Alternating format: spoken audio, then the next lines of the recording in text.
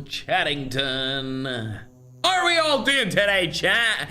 Are we having a splendid day on this fine Sunday afternoon? At least that's what it is where I'm from. It might be Sunday evening if you're from the other side of Asia. It might be the morning if you're from America. I mean, it's a great summer, chat.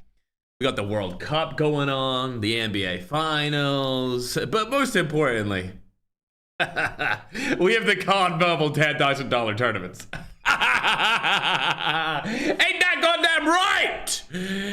That's right, chat. We got the COD Mobile $10,000 tournaments back to back again. Hell yeah, chat. Now we talking, bruh. Also, since we just started the stream, I actually, just for the OGs of the OGs, so the people who are here early, I got a little announcement. Okay, it's just a little one though. It's not like, oh, I'm doing this or oh, I'm doing that. Okay, for everyone who's in the stream right now, if you stream yourself, right? If you stream yourself, whether it's on TikTok or YouTube, whatever, and you're playing COD Mobile, I need you to stream tomorrow because I'm going to go in to random people's streams and I'm going to give away thousands of dollars to random streamers. But there's a catch. There's a catch. You only win the money if you complete a challenge that I give you. The challenge could be win the game, get a certain amount of money. The challenge could be get 50 kills in multiplayer, win a certain amount of money. 25 kills in BR. Or it could be, I want you to nuke right now for $1,000. You know, it's all up to chance. I'm letting you know tomorrow, after I'm done streaming COD Mobile, I'm going to hop on, watch streamers myself, donate to them for a YouTube video. So I'm just letting you know. Just letting you know here and now. If you're a streamer or if you're a small content creator, hell, you can have one viewer. I don't care. I don't care how many viewers you have. Doesn't bother me. I am just trying to go in and donate to as many different COD Mobile creators as possible. You know what I'm saying, chat? We like to give back and we're giving back again. I'm going to be hopping streams on TikTok and YouTube. Tomorrow, I would say for about maybe like 3 to 4 hours, I'll probably be in people's chats, gifted interstellars, all that stuff. If you're on YouTube, I'll just gift the money directly. So it will be like super chats, etc.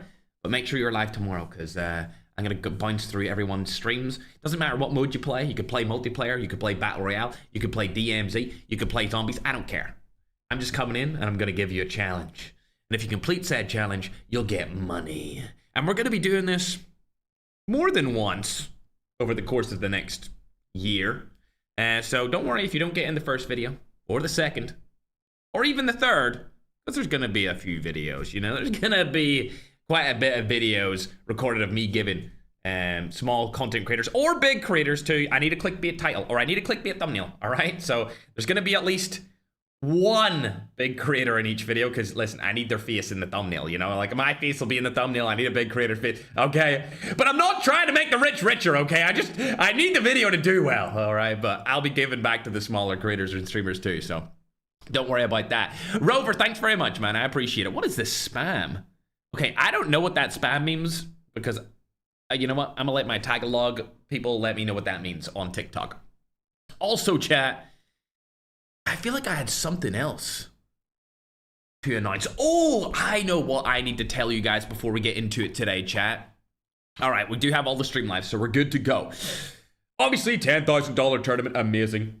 Day 2 happening right here. But before we get into it again, I am doing a $25,000 video series again. Remember I did one all the way back in 2024? Well, I'm doing it again. And the first video, we need 100 players that can stream. Well, they don't need to stream, but they need to record and have their face in the recording. So they need to be able to record gameplay and have their face in said recording. If you want to be a part of that, then please join the tournament's Discord, which we opened up. Madman, you can put the link to the tournament's Discord in our TikTok bio, and I will mention it again in this live stream so that people can go and check it out. Also, put it in the linked pinned comment instead of the 2x COD points. Also, if you want to buy 2x COD points, you can get them using the link in the bio.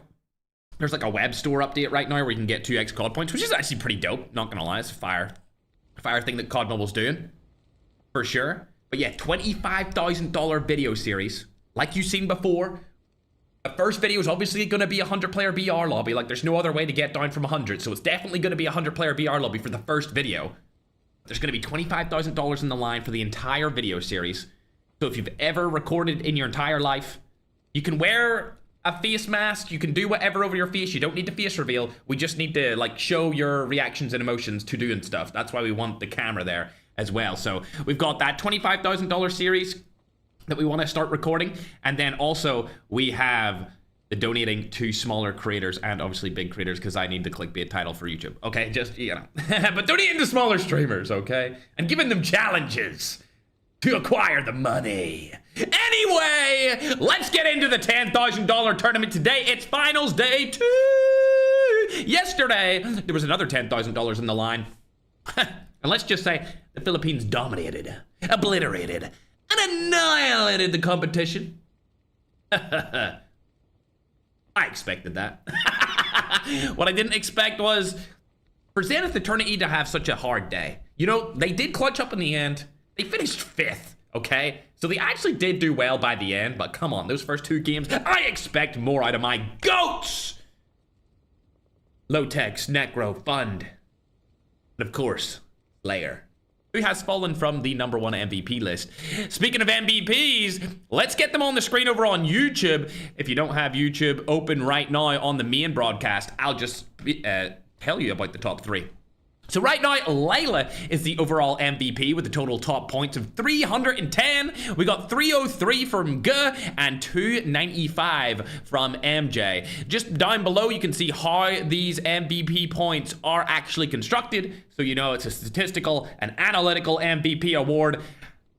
I didn't really feel like saying a Ferg favorite MVP award. I feel like that would be biased. And whoever I picked for the MVP would come across as biased at the end of the year. So I decided to just base it off these point scoring systems, like you can see as follows. So it's based off that, not off who I think is the MVP. So there's no, at the end of the season in December, when we host a bigger tournament,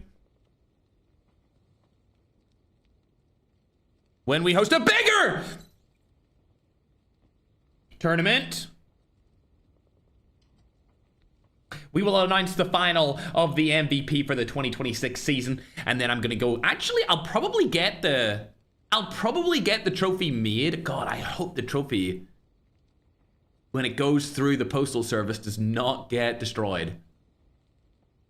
Yeah, thinking about that. Fingers crossed that when we get this trophy for the MVP, that that when I send it to them, that it stays intact and they can have like a lovely trophy for them being the 2026 MVP.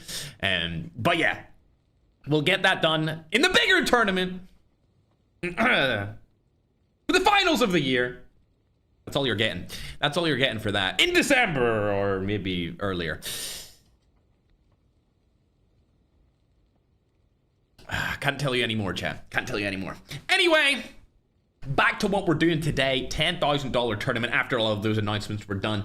These tournaments all add up to the MVP totals. Next season, I think we're going to introduce something which would start in January, where teams can transfer points that they have allocated or got through separate tournaments to their total, and then we'll do like an overall team league best team. Whereas this season for 2026, we're just doing, I guess, an individual MVP award. But by the end of next season, we'll see who wins, obviously, the finals, and we'll also see who wins the regular league. So it's kind of like a regular, think about football like the Premier League, where it's like a regular league, and then think about like the World Cup, where one team has to go through and battle everyone right at the end in order to win the World Cup. So it's like 2 different stages or 2 different systems, but they'll both be going along side by side throughout the entire season. That's how I see it. That's how I'm hoping it happens. We'll wait and see. Either way, hope you guys are all having a great day. This is the $10,000 day 2 Battle Royale Championship, the back-to-back. And this is the back-to-back day, because yesterday we had day number 1, $10,000 on the line then, and now we have day number 2, which is the final day, and there's also $10,000 on the line for today, chat.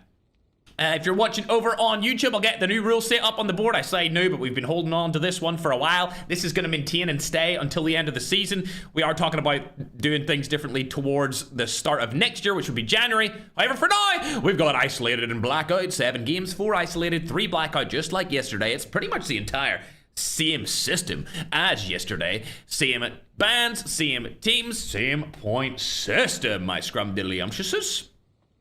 You can see the leaderboards are right below my face cam. If you're watching in short form, it will be at the bottom of the screen. And if you're watching on a horizontal view, like this view, it'll be right below my face cam right there. If you didn't watch yesterday's stream, you may have noticed I got a new background.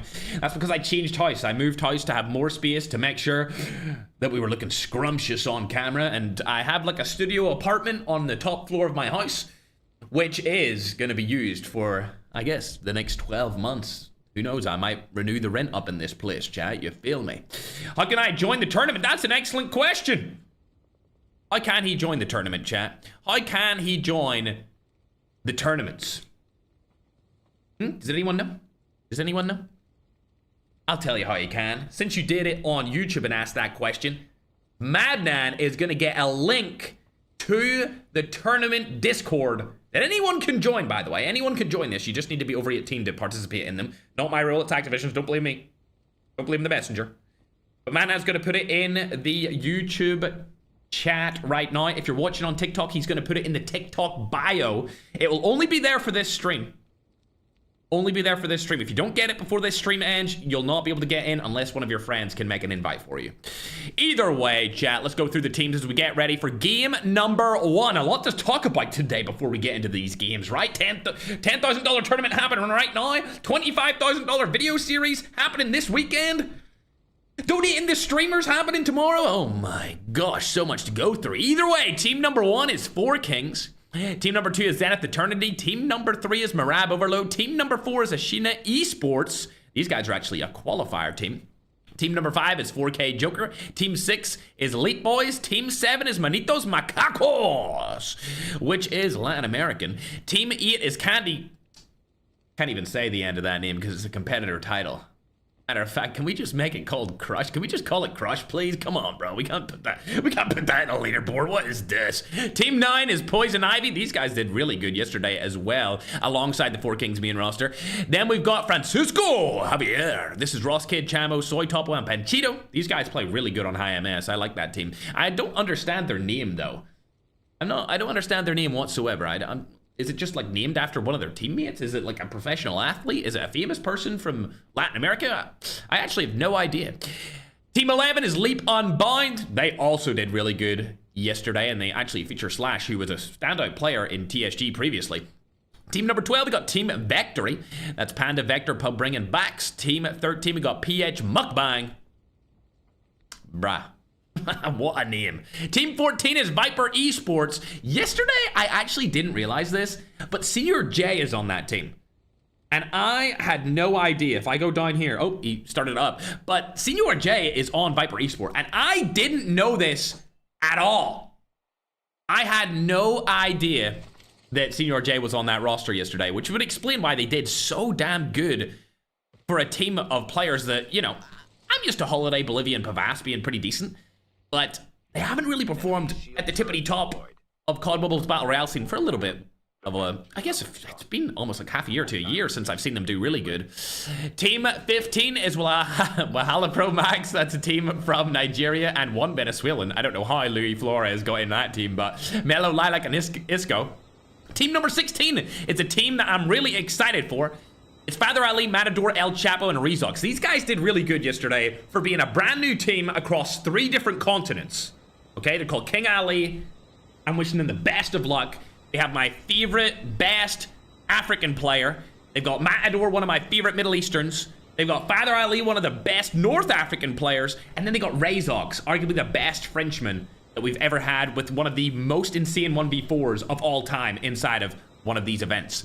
So, rooting for Team 16. Don't know how good they'll do, but fingers crossed. Below them, we got Team 17, Luka Haken. That's Rebar, Hadi, Nairobi, Raki, and Cod Kalantar. These guys are based out of the Middle East. We love the Middle East, of course, chat. That's where I'm living currently.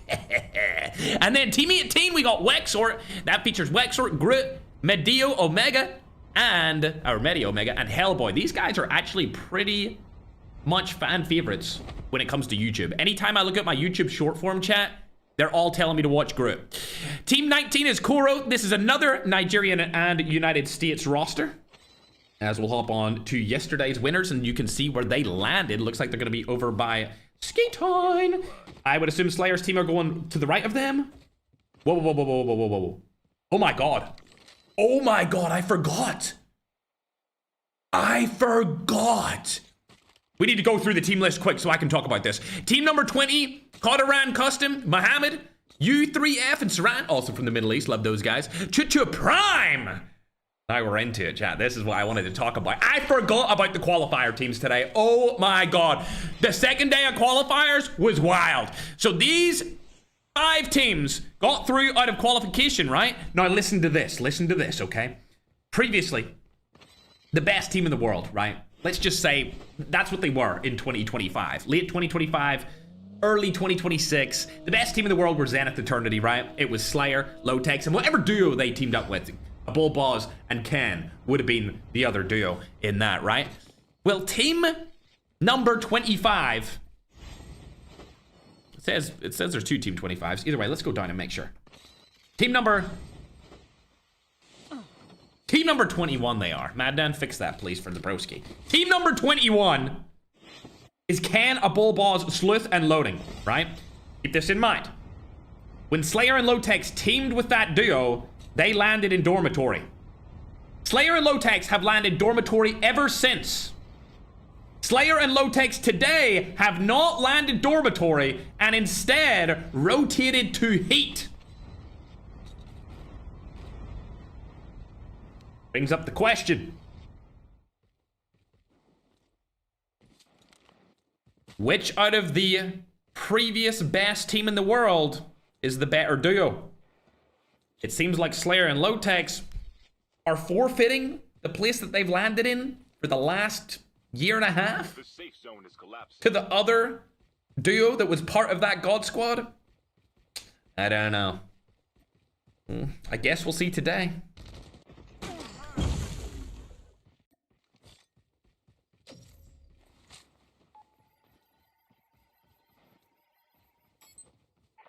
Did Holy Father and his team just die before I could even watch them? Skill chip ready for upgrade.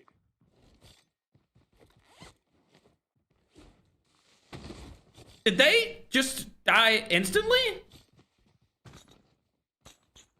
Huh? I literally just got to watch them and they're all dead. I'm actually disappointed. They died to the qualifier team. No! They died to Ashina Esports. Oh my god. These guys are actually in the finals, even though they didn't qualify because one of our African teams decided to forfeit their spot last second. I believe it was like... Oh, who was it? It was like Mona and Lex's team, I think, last second pulled out. Don't know why. Don't know why. All I know is I've never seen Chapo pull out of a $10,000 tournament. That's why he's my GOAT. That's why Chapo's the best. That's why I love Chapo. He's never done that. Last second pull out of a tournament. I don't know why they did it. But these guys have replaced them here today. They were actually replaced yesterday as well. And these guys go in, I believe they were 6th place in the qualifier. So they've just ended up wiping Holy Father's team with Marab. Unbelievable start to their game. 4 kills straight off the bat. And unfortunately, my GOAT is gone. I guess my 2 goats are gone. Actually, there's 4 goats on that team, so let's go on and check what the broski's up to here. Zan Problem. Okay, he's not up to much. I didn't expect anything more than, well, what I can see right now, to be honest. Let's go and check how people here are actually into fights. Viper Esports starting off today really well here. 4 eliminations on the board straight off the bat. There's already 3 teams eliminated. Already 3 teams eliminated straight away inside of this game. If we pull up the map, you can see the majority of the teams are in the zone, being the next zone. We've got a couple of teams up there at the tippity top of the map, and you know what? We're going to have to hop on board with Slayer's team as they're about to get into a fight here. Lex able to take down one on the Slayer, and this is going to be a bad fight for both of these teams, Lotex and Necro. Last alive in the roster. Slayer's coming back through the revive flight. I know they've been having a real strugglesome time over the last day. A lot of talk inside of the professional Discord server last night from this team. They've spotted them right down below. It's a 4v2 situation. I wouldn't take that fight at all. Fingers crossed to get out of there. We don't need to watch it anymore, though, as they are leaving as fast as they can. Flex, I think, has spotted Lotex rotating around the side here. No, he hasn't. So Lotex is going to get away for now. They're going to be in a good spot once they get back those tags again. But a rough start there from the old #1 team in Call of Duty Mobile's Battle Royale scene. Speaking of great teams, though, we're on board here with Leap. The main Leap roster. Looks like they find the players from the Middle East. Let's see what Hellboy and Groot have to say about this. As MJ's shooting them from above along with Hasbu. They can see them easily through this. Not a good fight for them to take here. Looks like Wexhort is first to go down. Hades are being spammed from above. And there goes Groot. Oh, nice play from Groot, but that's not going to be enough. He really tried it with the defender, and if it was a 1v1, maybe he could have pulled it off, but unfortunately, it was a 2 or a 3v1.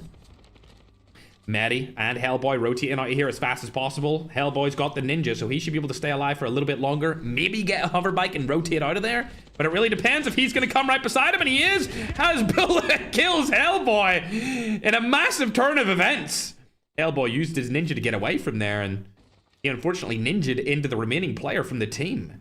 Now we've got Maddie camping, trying to stay alive. I'm not going to watch this fight anymore. If you want to keep up to date with this, you can check out the kill feed. I don't want them to stream snipe based off of my stream, so we'll hop off board here.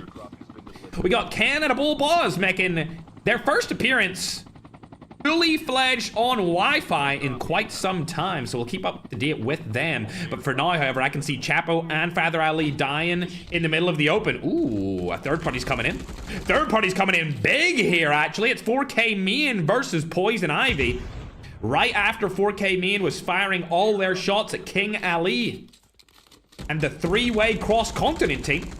Tom Pips gets knocked and fully eliminated, but he's coming back through in a revive flight, so they should be good for now.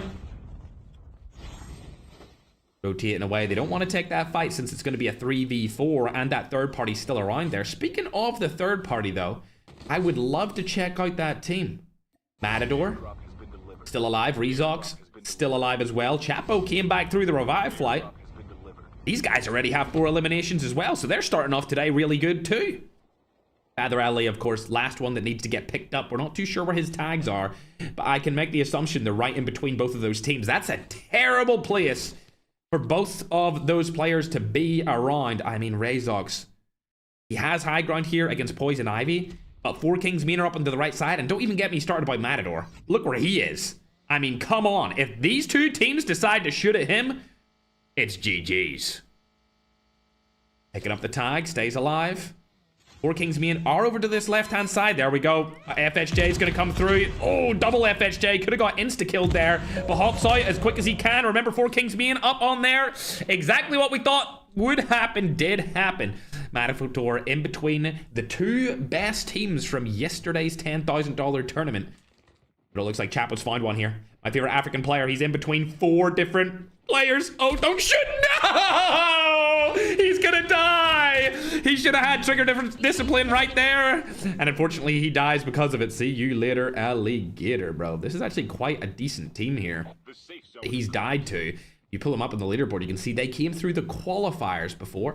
I'm getting a couple of people who want me to watch Maddie right now. They said it's okay to go back and check him out. Let's see if anyone's around him anymore. Looks like they are good to go. So Maddie Omega is going to get his teammates back into the action. And those Middle Easterners are coming back with a vengeance against Leap Unbound. Hopping now on over to 4 Kings Main.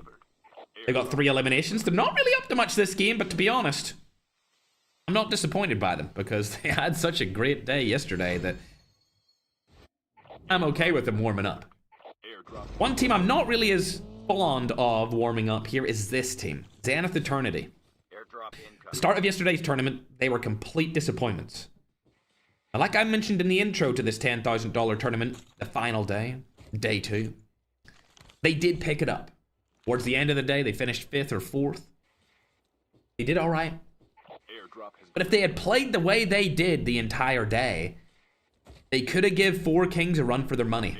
And it just didn't happen. Speaking of giving players run for their money, though, it looks like Leap's Unbound team are in between 3 different rosters. They're able to take down one of them right here, which I believe was Ashina Esports, headed by Brandon. Believe it or not, Brandon was playing in the qualifiers with the team, and they were doing really well. Then they subbed him out, and they did not so well. Little SMRS across the map here, bang, doesn't hit them at all. This team is an interesting one to talk about right here, as they are all from Italy. It's the first time we've seen a team from fully Italy, the entire full 4-man roster, make it into the finals device hacked. from a qualifiers. So I want to see just how good they are. We're used to seeing Europeans do well in these events, but a brand new European-only team, it hasn't happened in a long time. And it looks like Leap are right above them, but there is a team rotating in from behind here, and that's going to be the team that was able to take down Chapo just moments ago. Don't know how they've got over to this side of the map, but the zone has came in so fast in this game, it's unbelievable. As they're going to rotate out, this is prime SMRS sniping position. And they spot any of them. Oh, they see them rotating around. SMRS surely hits. Misses that one. And the Italian team are over to the right-hand side here as well. And they're going to have a nice little position to rotate out of here. Brandon, last guy alive, it seems like, in Ashina Esports, trying to play for what I can only assume is some placement points. You know what, Brandon? I know you're new. You don't really have a social media presence. So I'm not going to roast you. I'm not going to roast you at all. It's strategic positioning, Brandon. It's strategic positioning. It's not camping. Don't get it twisted, chat. He strategically positioned himself away from this massive fight that's happening. As for now, however, I can see the Lotex is in a little bit of a scuffle here. They're able to get one single kill going into this late game as we're about to enter it. Lots of players over and around. Let's check out Poison Ivy while they're coming into the zone as well. There's nobody around them right now, but they do have 5 full eliminations here, as they're looking to get into the next zone. Checking out the cross-regional team. Why is this becoming a thing? Why is everyone doing this now? This did not used to be a thing when we first started this tournament, Matador, brah. This was not a thing. But it looks like Rezox, Father Ali, and Chapo are staying outside the zone for as long as possible. They don't want to take any of these fights, but I tell you who is taking a fight, it's going to be Slayer. Slayer rotated into the zone. They're now on 2 kills. They actually have a position in the zone that's quite unique, as they're on the edge, but it's the only place in the zone that has full cover from the buildings. So I don't really mind this position that they've currently taken here. It's actually not that bad whatsoever. There is a team over onto the side of them as well, but we're going to check out some of my favorite Latin Americans here. We've got Panchito, Topo, Chamo, and Rosskid. Rosskid has one of the coolest announcements that I've ever seen on TikTok for a tournament. Not able to land those snipes there by Chamo. Speaking of Rosskid, let's hop on board with him and see what they're up to. Ooh, this looks like a big fight that's about to take place. Can Ken and a Bull Boss make something work here? It looks like it. Able to take down 4 kills into the mid game.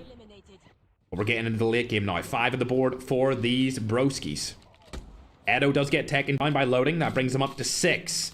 The third party's here, and it's going to be 4K main. We're going to hop on to see loading. He's going to get picked apart by the third party of Rosskid and the Latin American boys. Keep in mind, they're surrounded by 4 different teams here.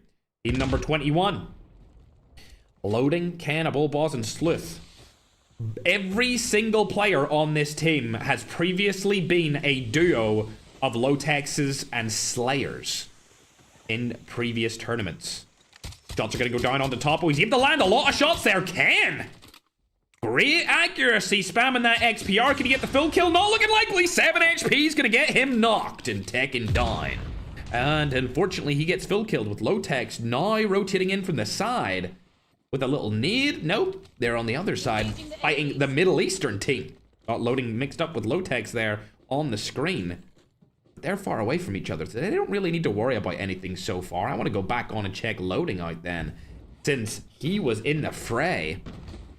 Pulling up the map, you'll be able to see that these guys need to rotate into the next zone. They do not have a good rotation here whatsoever. In fact, they have the worst rotation out of any team in this final zone, because to the left of them, they've got Four Kings Me, and if they want to rotate on that right side and get through, they've got Lotex, Slayer, Fund, and Necro to go through. If they go straight through the mid, they'll get shot by both of the teams and also die as well. Going back over to check Slayer here. Lotex is still alive, but he is knocked. Necro gets full killed by the Italians. A team, remember, that we've never seen in the finals before. If we go down and check them out, they got 3 eliminations. Enemy eliminated. Slayer gets 1. Now, this is where things are going to get interesting in this late game. Airdrop in. These guys only have 3 of the remaining teammates up, and they're about to get pushed out by arguably what could be the best team inside of this tournament. They didn't get to play yesterday because they didn't qualify or get a chance to qualify for day number 1, but now they're in day number 2 here. The enemies. Loading Cannibal, Balls and Sleuth, able to get their teammate back, surely off the revive here. Yes, they do. Brandon's going to come in late if he makes it. Not able to spot him just now. He is outside of the zone. They tried to use the spotter to take him down. Flesh does go down. That's them up to 8 kills. There's Brandon outside of the zone. He's trying to stay alive for as long as possible. I'm curious, does he have the medic plate carrier? It looks like he does not. Trying to make it into the zone. He's going to go down to the zone instead of giving them the kill. So they're not able to pick up another one from that, but they did good nonetheless. Keep in mind, they came through the qualifiers. It's a little bit more pressure in the finals, might I add. Looking on now over to the Four Kings main roster. They're in a little bit of fight between the number 2 team from yesterday. Just a reminder that Four Kings main won yesterday's $10,000 tournament. But now we're on to day 2, and there's another $10,000 up for grabs here. Ladies and gentlemen, they've spotted the number 2 team to their left. Slayer's going to go down right in front of him. There's really not much Slayer could have done there. We've seen Lotex do this before with Slayer, where they separate late game if it's only the 2 of them left to try and guarantee themselves some placement points. And now, I think Four Kings main are going to get taken down early. They're too far outside of the zone. What the hell? Across the map from Lotex? Where even was he? Oh my god! Oh my god! He's just going to play the medic plate carrier. That's exactly what he's going to do, but keep in mind, 4 players still alive here. Or the underrated Dark Horse God Squad. These guys are based out of the Middle East and Europe, featuring Loading, Ken, a Bullboss, and Sleuth. Sleuth, unfortunately, has died now, so there's only 3 of them left instead of the 4 that we've just seen.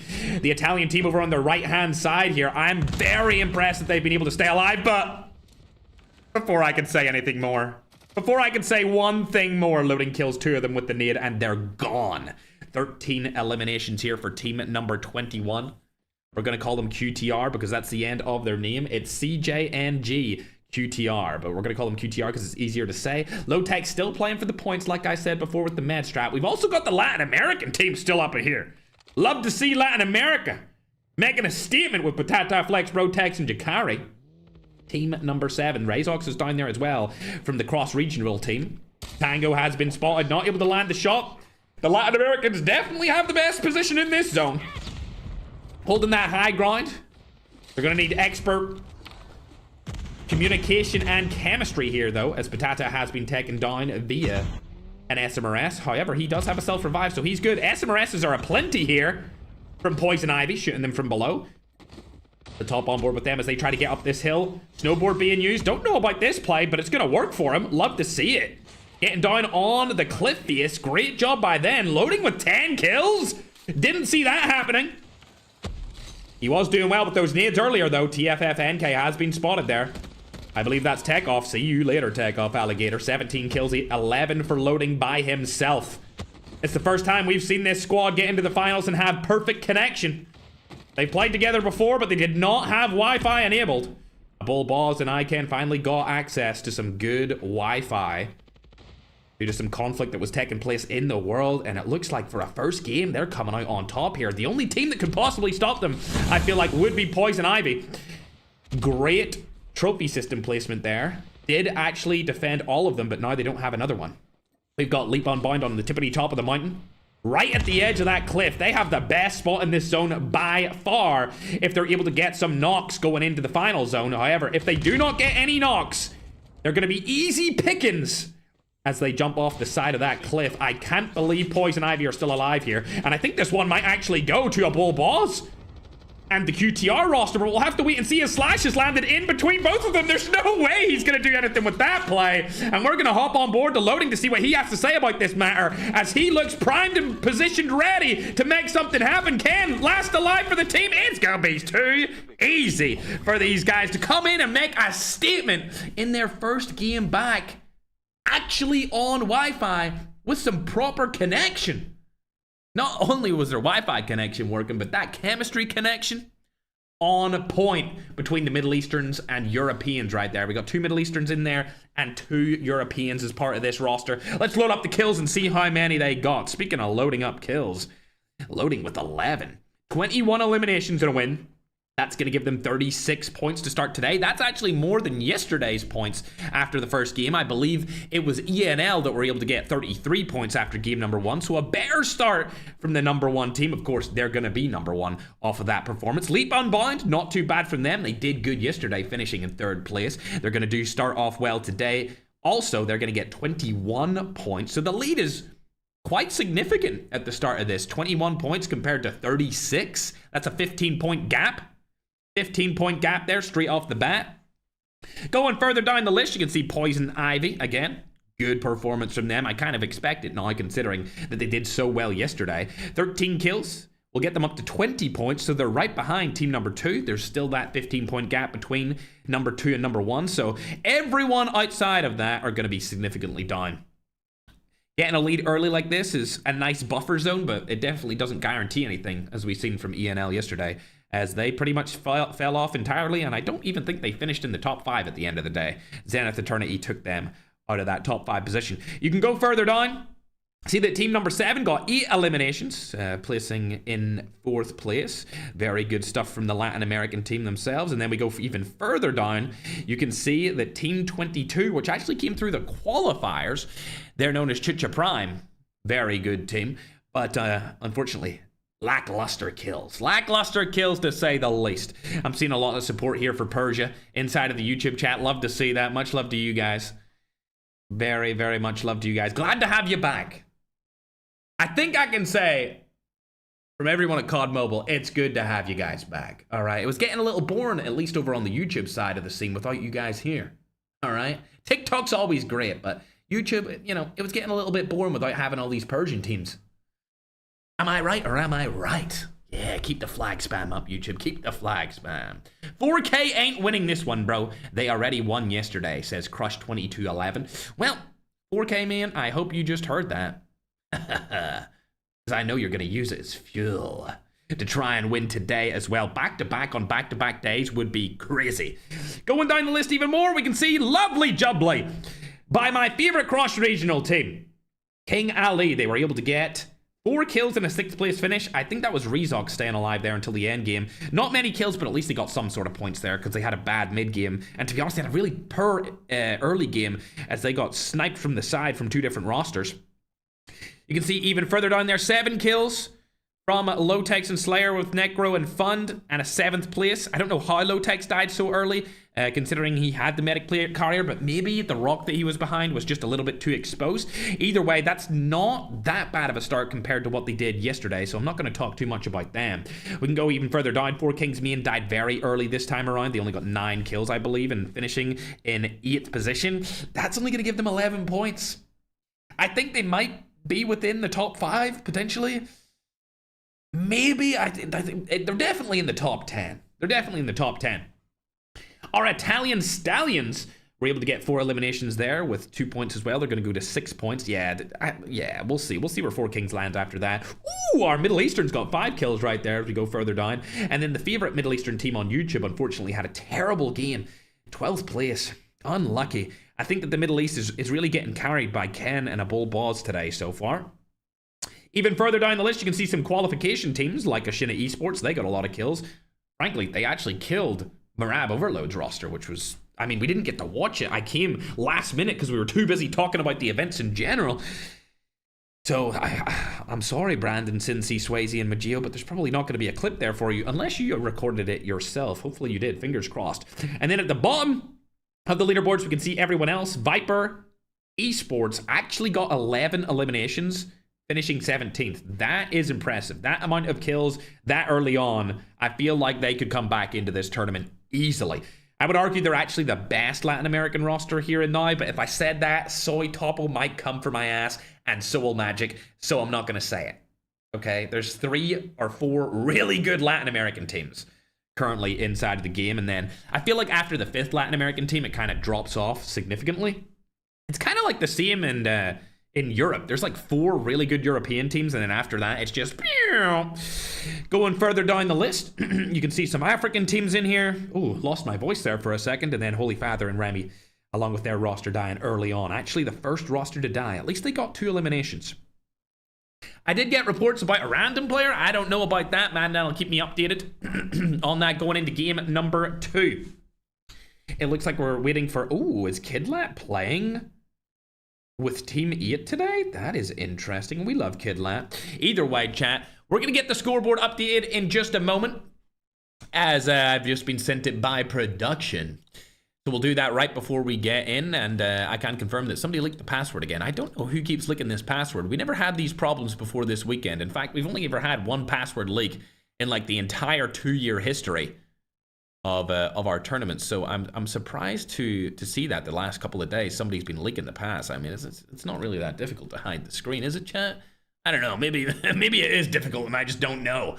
Anyway, before we get into game number 2, I might as well walk you through this scoreboard because we got CJNGQTR at number 1. These guys are based out of Europe and the Middle East, and they're currently 15 points ahead, like I said. Leap Unbound here at 21 from the Philippines, another Filipino team here at 20. We've got Manitos Macacos with 13 points. I believe that's Magic's Latin American team. 4 Kings just below them with 11. A rough start from 4 Kings, but keep in mind, yesterday they didn't start that well either, so we can't really say much about that. Further down, you can see Viper Esports right behind them. Zenith Eternity are in here at 10, so they're having a way better start this time around than what they did yesterday. Keep in mind, yesterday, I don't think they were in the top 10 until like game 5. So these guys, you know, had a really bad start yesterday. Better start today. Good job to them. Chucha Prime in at 9 points. Love to see that. That's a qualification team. We got PH Mukbang. I can't believe PH Mukbang are in the top 10. I can't believe it. 7 points. King Ali also in the top 10 at 7 points. Fingers crossed, man. I need to see this. I need to see a team from Africa get into the top 5, bro. I know not the entire team's from Africa, but at least 2 of the teammates are from Africa here. Arguably 2 of the best Africans of all time. You know, we got Chapo in there with Father Ali. For whatever reason, Africa does not claim Father Ali as an African, but I can assure you, last time I checked, Father Ali was from Egypt. So that counts as Africa. All right? It counts as Africa to me, counts as Africa to the rest of the world, and he's a cooker from the African continent. Either way, chat, we're going to get ready to get into game number 2. Unfortunately, we got a little bit of a leaked password right there, but I'll run you through the MVPs after game number 1 instead of getting into game number 2. So, Manan's just going to fix that right now for us. The game number 1 MVP, of course, is loading. Can's right behind him. Then we got Drea, Bullballs, V-Rusty, Layla, Hasbullah, Slash, Patata, and Sleuth. All of those guys doing really good after game number 1 on the MVP point board. If you're wondering, Loading got 19 points for that game, and Ken, who was number 2, got 14. So Loading's kills really pushing him up for today's performance inside of the MVP totals. Surprisingly, seeing Patata in there as well. I believe he's the only person from LATAM inside of that top 10 MVP after game number 1. I see. Interesting. So we're waiting for the last Leap dude to join in. And then we're going to start up game number 2. Hopefully, fingers crossed that nobody else leaks the pass for the rest of the day, chat. Am I right? Yes, I am. Either way, while we're waiting, make sure to put in the country that you want to see do the best. I know that my glorious YouTube chat's already spamming it. Feel free, YouTube short form. I believe it's the short form chat. Feel free to spam it, you know. Feel free to spam the flag.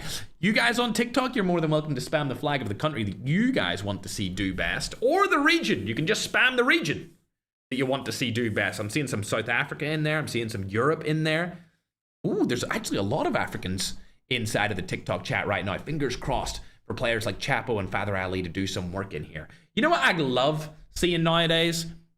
I know I've obviously stated it a couple of times, but see when I see players from multiple regions teaming up with each other, oh, It's just the best. It's just absolutely the best. I mean, right now, we've got Holy Father teaming with a Middle Eastern. Marab, I believe, is from Lebanon, which is, I mean, a couple hours flight from where I am right now. So we got Philippines, Lebanon, Lebanese, I guess. Filipino-Lebanese connection. Then we've got the team that's currently in the lead. A Europe-Middle Eastern connection. Oh, fantastic. And then we got King Ali's team. We've got 2 Africans, a Frenchman, and a Middle Eastern? Oh, come on, bro. Like, seeing all of these players decide that they don't need to play with people from their own region because it is a cross-regional tournament just makes everything so much better. Makes everything so much better. The next game will, of course, be Blackout, and we're going to get into it as soon as Luis gets the map downloaded. Oh, I'm seeing a lot of Filipinos on the Tiki-Talkerton. Love to see the Philippines over on TikTok. It seems like YouTube short form is owned by the Middle East. TikTok is owned by Philippines. And then the YouTube horizontal stream is just everyone else, you know. I personally, when I'm watching tournaments, I always watch the YouTube horizontal stream just because it's like always the highest quality and it's horizontal and it's the easiest and I can put it on my TV, you know. But since we do have the horizontal stream on TikTok too, I guess if you're watching it on phone, TikTok makes the most sense. All right, first Blackout game of today. We're going into game number 2, ladies and gentlemen. The scoreboard's already updated from game number 1, thanks to the production team. Love to see it.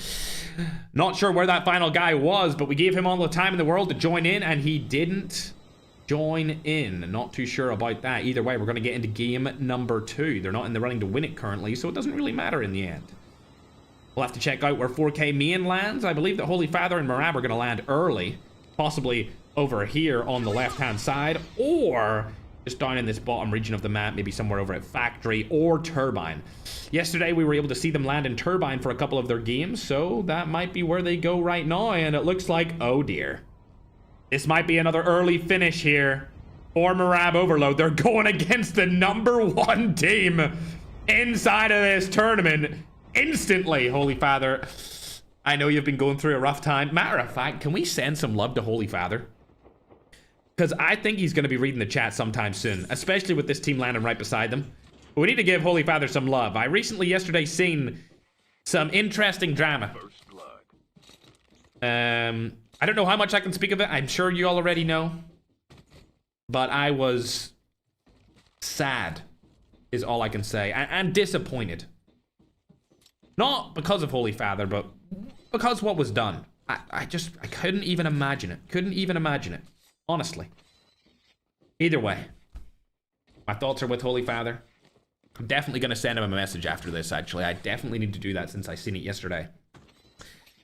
But yeah, I think everyone should be as nice as possible to Holy Father over the course of the next few weeks and months, just based off what happened to him. Complete betrayal. I've never seen betrayal like that in my entire life. Anyway, looks like they're going to get out of here unscathed, thankfully. They're not going to take that fight, so we're going to go ahead and hop on to teams that are taking fights, as it looks like MJ is fighting against a different roster. They took them down instantly, and that's going to be the first team to get eliminated out of today's first Blackout game. Good job to them. This is going to be Leap Unbound. Keep in mind, they are in the leaderboard right now based off of their performance. But for now, we're going to check out other teams as there's multiple different rosters inside of fights here. Not these guys, though. They've just ran right past a different team. Poison Ivy don't have anyone around them, it seems like, so far. So we might have to go and check out Viper Esports, as they have been in a fight for quite some time. Keep in mind, this team features Senior J, which was known to be one of the best snipers in 2024. Is he one of the best snipers nowadays, though? I'm not sure, as the team has landed right beside them, and there's actually multiple teams in here, one of which being from 4K. Holiday able to pick up Pavas. Delina's still alive, but Bolivia has been knocked. Erfengrit going through the middle here. On the doorway. Shots fired, but every single one missed. That's not looking too good for the broski. Luckily, Holiday will be able to get the res off on his teammate here, Bolivia. While Delina provides some sort of cover fire, they are in between 4 different teams. If I get out of here, you can see we've got Ashina Esports, we've got Erfen, and Hellboy still alive, along with the 4K Joker roster here in the other house. This is a very nice place to fight. It's just a shame that it's so far up at the tippity top of the map. 3 players as part of this roster from Viper Esports. We've got 2 players as part of, I believe that's Wexert's team, is what it's called. And then we've got 4K Joker with 4 players up and at him. Oh my god. Forget about that for a second. I just seen Holy Father able to take down a player from the #1 team. Loading's been eliminated as well. It's a 4v2 situation. The Marab Overload team could 4v4. No! Oh my god. Arguably the best team inside of the tournament. Holy Father forgot to reload his gun right there. Could have picked up another one on the Ken or a Bull Boss. It looks like the clutch is not going to come through. Ken's been spotted. Holy Father from above. Ooh! He's almost takes down a Bull Boss. This is a good one. Please, Holy Father. Oh my god! Let's go, Holy Father! Takes down arguably the best Middle Eastern player of all time, but now he's in a little bit of a pickle. He can't rewind anywhere. And he's down below. Do you have a teammate around him? He does, but Marab's also going to die here, it seems like. What the hell is going on there? Holy Father just trying to play spoiler here to arguably the best team inside of this competition. Marab's going to die from behind here, I can guarantee it, as Luth takes him down. Holy Father just trying to stay alive. He does not want to take any of the fights. Look at this play. This is pure trigger discipline. Love to see it as he's letting all of these players fight against each other. Unfortunately, he's stuck in between a cluster bomb there. It could have been a spotter. I think the spotter's going to get him killed. Damn, that's so unlucky.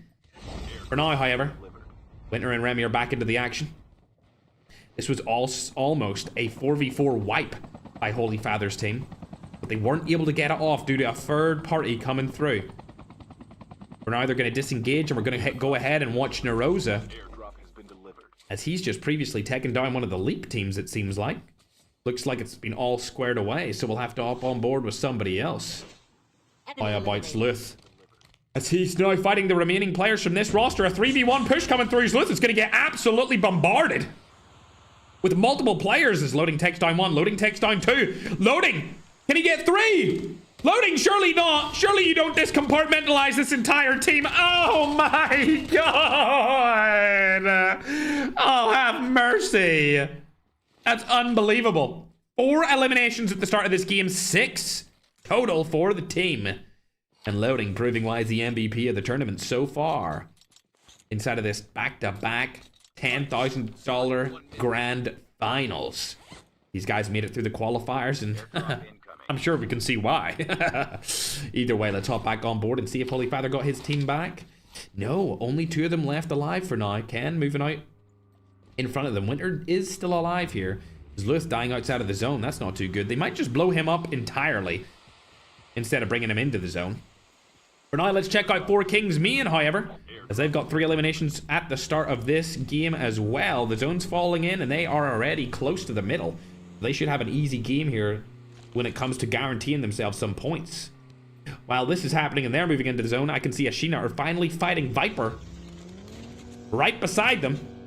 Need to land some shots here, Swayze, if you want to stand a chance of getting more points. They've only got 1 kill so far. Pavas, easy kill by Magio.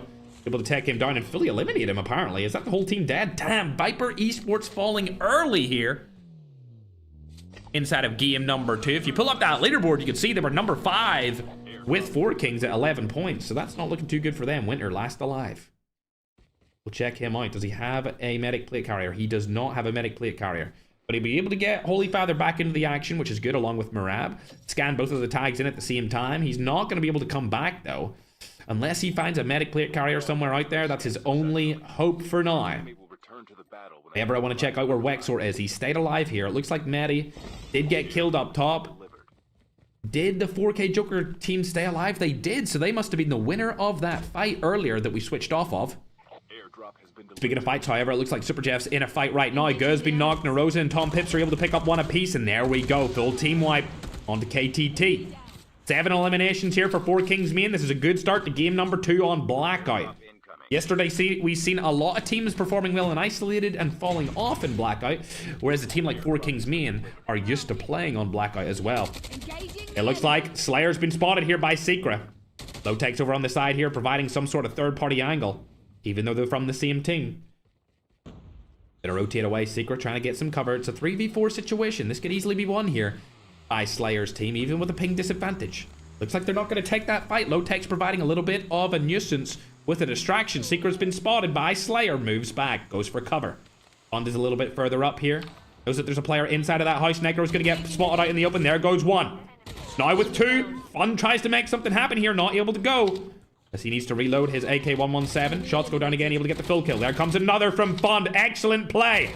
Now with one player right in front of them. Slayer takes him down. And that's going to be all she wrote for yesterday's number 2 team in game number 2. As Slayer and Zenith Eternity are trying to make a statement here on the main stage with 5 eliminations for game number 2. Keep in mind, based off game number 1, they were 7th. Looking to get into the top 5 after this performance.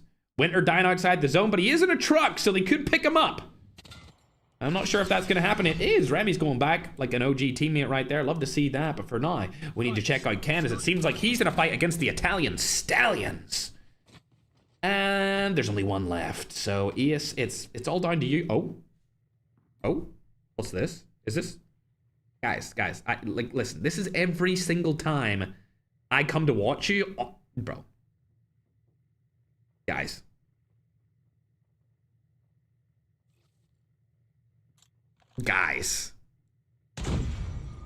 You know what I think these guys are doing? I think they know that the longer they stay alive in a game, the more viewers they're getting, right? So their primary objective is to stay alive as a team for as long as possible. Look, they're hearing...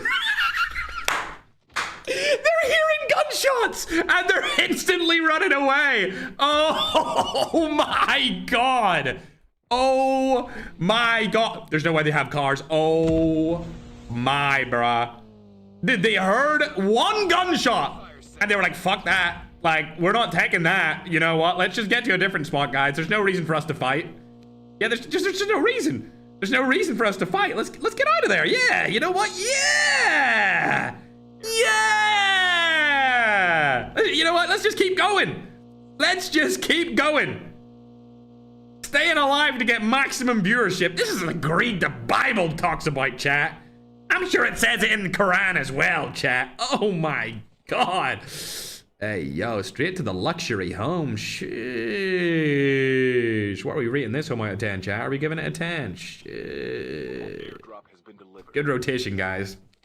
Right into the middle of the zone, you know? Right into the middle of it. He is still alive for his team. I think he's the last guy. Oh, he got Sunside back into the action. But it looks like the main team that could be part of this rotational play will be Slayer's Zenith Eternity roster, as they have all 4 alive, and they're quite nicely in the next zone, so we'll have to see where it goes. Unfortunately for now, Leap Unbound is probably going to get into a fight here. Ace has been spotted. He gets second down instantly after knocking one. But there is that third-party team here right beside him. It's going to be a team from the Middle East. Cod Customs roster. They've got all 4 alive as well, so this is going to be an interesting fight to happen right inside the next zone. MJ's got a nice third-party peek and angle right there. Even though he's still part of that same team, Nade's going to go over. Doesn't land it. Middle East needs to make a statement. Not going to happen. The team wipe's going to come through here. I guarantee it. There's nothing these guys can do at this point. They've already lost 2 of their players. On the other side of things, though, after we watch Mohammed die right there, I see Super Jeff getting killed by a different Middle Eastern roster, and they got third-partied by Ashina Esports. Guh has been revived. He's up and at him. He's fine. Tom Pips and Rose is still alive, but Super Jeff has to come back through a revive flight. I'm not sure where the Middle Easterners went, whether or not they died. No, they're still alive. Tom Pips tries to make a little bit of a frag play there, but not going to happen. Also, Future and his entire team are in the toilets right beside them. There was actually 4 teams here just moments ago. Wexert and the boys have got out of the situation. Damn! That's where Wexert sniped them from? I'm impressed. These guys have 3 eliminations.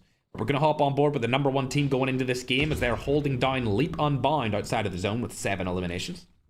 They haven't got an elimination in quite some time. They haven't got an elimination in a while, but it looks like Unbound is going to rotate away from there. Hades in the hands of Ken. Ken's been one of the best players for the last year. Can he land a snipe here? Don't think it's going to be likely. Loading probably should have the sniper, considering he's one of the best snipers in the world, but we'll see what a bull balls and Ken can do. Loading's got the SMRS anyway, so it doesn't really matter.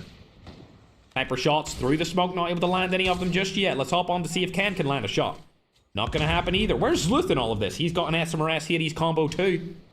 Still trying to make something happen. SMRS across the map, surely. Ooh, Ken's able to take down one. Love to see that. Can he confirm the kill though? Not gonna happen. He's behind the tree, so all four of them stay alive unless an SMRS comes down here. SMRS could easily confirm that kill, but I don't think it's gonna happen, so we're gonna focus on 4 Kings main. As Ashina Esports pushed into them and they were able to guarantee the kills. Now we're going in for the Latin American roster. Future's inside of there. The nade comes through and Guh along with Narosa are going to fight them side by side. Guh goes down. Narosa gets a knock on to Lanai.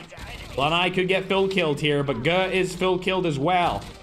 Now split up here. It's down to Tom Pips and Narosa. Narosa last alive. Airdrop has been delivered. As the bot's able to take them down. Looks like they were able to keep 3 up. Narosa last alive. 2 players coming back through the revive flight, apparently. Surprised by that. There comes Guh. He's back in the action. Kingbot, Future, and Takeoff last alive for this team. We'll move on to see what Holy Father's up to here. As they've went down to the construction site. Nicely done. They have a free rotation into the zone. For now, there's not any team around them. Only Ian rotating past them. They could get a free kill off of him. We don't need to worry about anything there. What we do need to worry about is how the hell is Necro hitting so many snipes across the map? Spots them again. Let's watch this. See if he can land any of them. Not able to land those 2 shots. We've seen him land a couple, though. Looks like those players have revived themselves for now. Still not landing anything. Ooh, nice 150 right there. Can his teammate help him out? 99. Lovely shots. I can't believe he's hitting these from across the map. Great job from him. This fight is going to fizzle out, however, as they're not going to push into that. But Ken has fallen inside of the town beside firing range. Able to get back his teammate, a bull boss. Looking to kill Dell here outside of the zone. Does he spot him? I don't think they know that he's there, so they might get away with this. Dell, 2 eliminations for his team on the board. We're going to switch on over to King Ali. This is the 3-way cross-regional team. Matador, instant caster curse right there. What's Chapo up to? One of our favorite African pro players. Throwing a nade through the window, right through the door. Not able to hit anything. Eduardo does have the roof here, so it's a bad fight to take as loading ended up killing Dell outside of the zone. We've spotted Ross Kid here as well. It's going to be a bad fight for him to take. Defender goes down just for now. Ross Kid rotating out of there. Soy Topo inside of the house, but Ross Kid definitely on death's door here if he gets targeted by any other players. Oh my god, speaking of getting targeted, Eduardo cooks him on the main stage. Soy Topo last alive for his team. They've only got 1 elimination this game and no placement points, so they're looking pretty bad here. Chapo and Father Ali, along with Razok, still alive for the King Ali team. Oh, Topo's been spotted. Now the fight's going to come down. It's a 3v4 situation. Akaza pushes out first. Defender goes down. Shots are landing. Chapo, can you do something? No, you can't. Gets turned on. Father Ali, do you have something to say about this?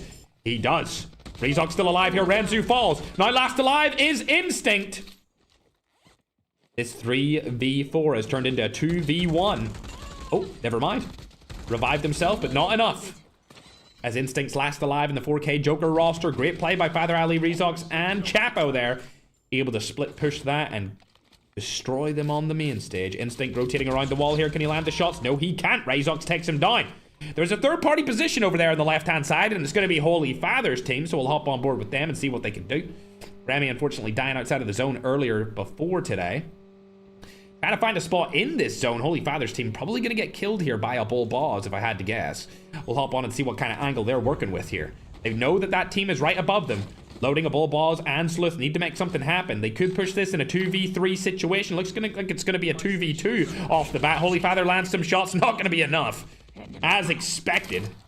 A bull boss, one of the best players in the world, making light work of him. A bull boss getting third-partied from the side, though. We need to check out Marab's POV here, as he's going to stay alive. Leap on bind, taking him down. Marab making it into the zone. Winter is outside of the zone. Medic plate carrier strat coming in handy there. As for now, we'll hop on board with the OG best team in the game from 2025. We've got Zenith Eternity here. All 4 players still alive. Fully healthy. Marab last alive in his team inside of the zone. He's going to make a little bit of a fight here. Oh my god! The Lebanese man! Coming in and cooking the remaining players from QTR.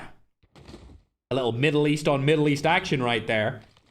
Marab staying alive. Winter still outside the zone. He's actually making his way in. I can see Kingbot there across the map. He's probably pulling out the same strategy, but Marab looking good here. He is going to get targeted from the side here. That's going to be Leap Unbound. Snipes go down. Not able to land any of them just yet. We're going to hop onto a team that I think could win it all here for game number 2. 24 eliminations is godlike.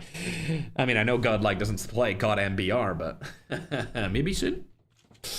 Either way, these guys are looking real good here. 24 kills, 4 players left. They're going to push Marab out of this defender, I think.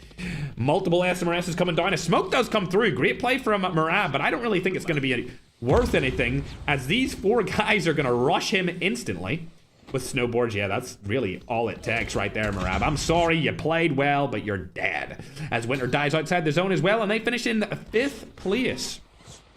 Slayer's team still have all 4 alive, but if Leap wins this, they're going to stratosporically rise into 1st place with 25 eliminations so far. They could get up to 30. I don't think it's going to happen, but it's definitely a possibility. A lot of teammates dying outside the zone for different teams, and now it's basically a 4v4 situation. Hasbull is able to take down Low-Tech. Slayer also falling, and that's really all she wrote, ladies and gentlemen. Slash, what the helly have I just witnessed with a 3-man spray over to the other side of the zone with the Hades, and the last player alive, who even was it? It was Kingbot. As Leap Unbound dominate game number 2. Let's pull up that scoreboard right there. I think they got late 20s in terms of total kills. They might have even got close to 30 there. I'm going to guess a little, probably 29 total eliminations. To wrap up that game, 11 kills from MJ. They had an even better second game than CJNG QTR had as their first game. 29 kills and a 1st place finish. That's going to give them a phenomenal 44 points based off of that game. 44 points, if you see where they finished after the first game, is going to bring them up to a grand total of 65 after only 2 games. A really good start from Leap Unbound here, featuring MJ as basically their star player. I would say that MJ is kind of similar to G in 4 Kings main. He gets a lot of the attention, but he's obviously rightfully so. 11 eliminations right there in game number 1. As we look on board to the other teams, so we can see Future Kingbot and Tekoff along with Lanai. A decent game from them again. Not too bad.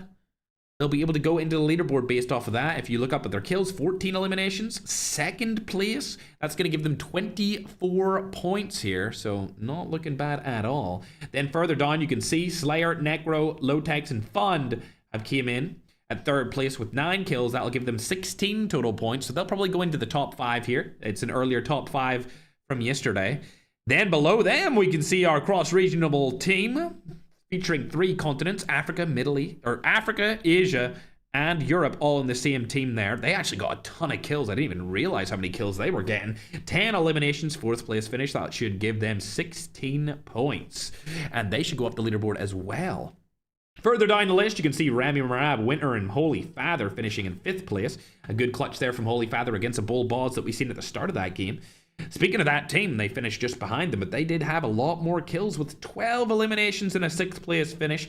I think that's probably going to give them about 16 points or so, which is going to bring them up to a grand total of 52. So they have lost their lead quite significantly here. They're about 14 points or 13 points behind the current leaders in points after game number 2. We can see Magic's team down there at 7th place. Dell and the African roster in at 8th place. Eduardo, along with 4K Joker, for whatever reason, actually did really good this game. After they ran away from every team, they actually clutched up 9th place with a good amount of kills, 9 kills. But the team right below them is going to be 4 Kings main. They died that early. Wow. That's going to be a 14-point game for them, which is going to bring them up to 25 total points, which is not good. That is not good if you want to win back-to-back tournaments, ladies and gentlemen. They are going to need to do something absolutely crazy going on inside of these next couple of games. Going further down the list, you can see a couple of the Middle Eastern teams dying early, like Wexort's team died quite early. Further down, you can see Iran Custom, much love to him, but he has also died early inside of this game. You go even further down the list, Zan Baldrum died first. I'm not surprised at all. Either way, Poison Ivy, probably the biggest disappointment for game number 2. Poison Ivy coming into this competition finished 2nd yesterday. They were third going into that game, but I think they may be out of the top 5 after a 1-point game in match 2. That's awful. They get taken over by 4 Kings. Not by much, but they do get taken over by them. I would assume that Zenith Eternity is also going to take over Poison Ivy. They might even take over 4 Kings as well. Everyone else is kind of around the similar area, except for King Ali's team, which is that 3 times cross regional team that I keep mentioning.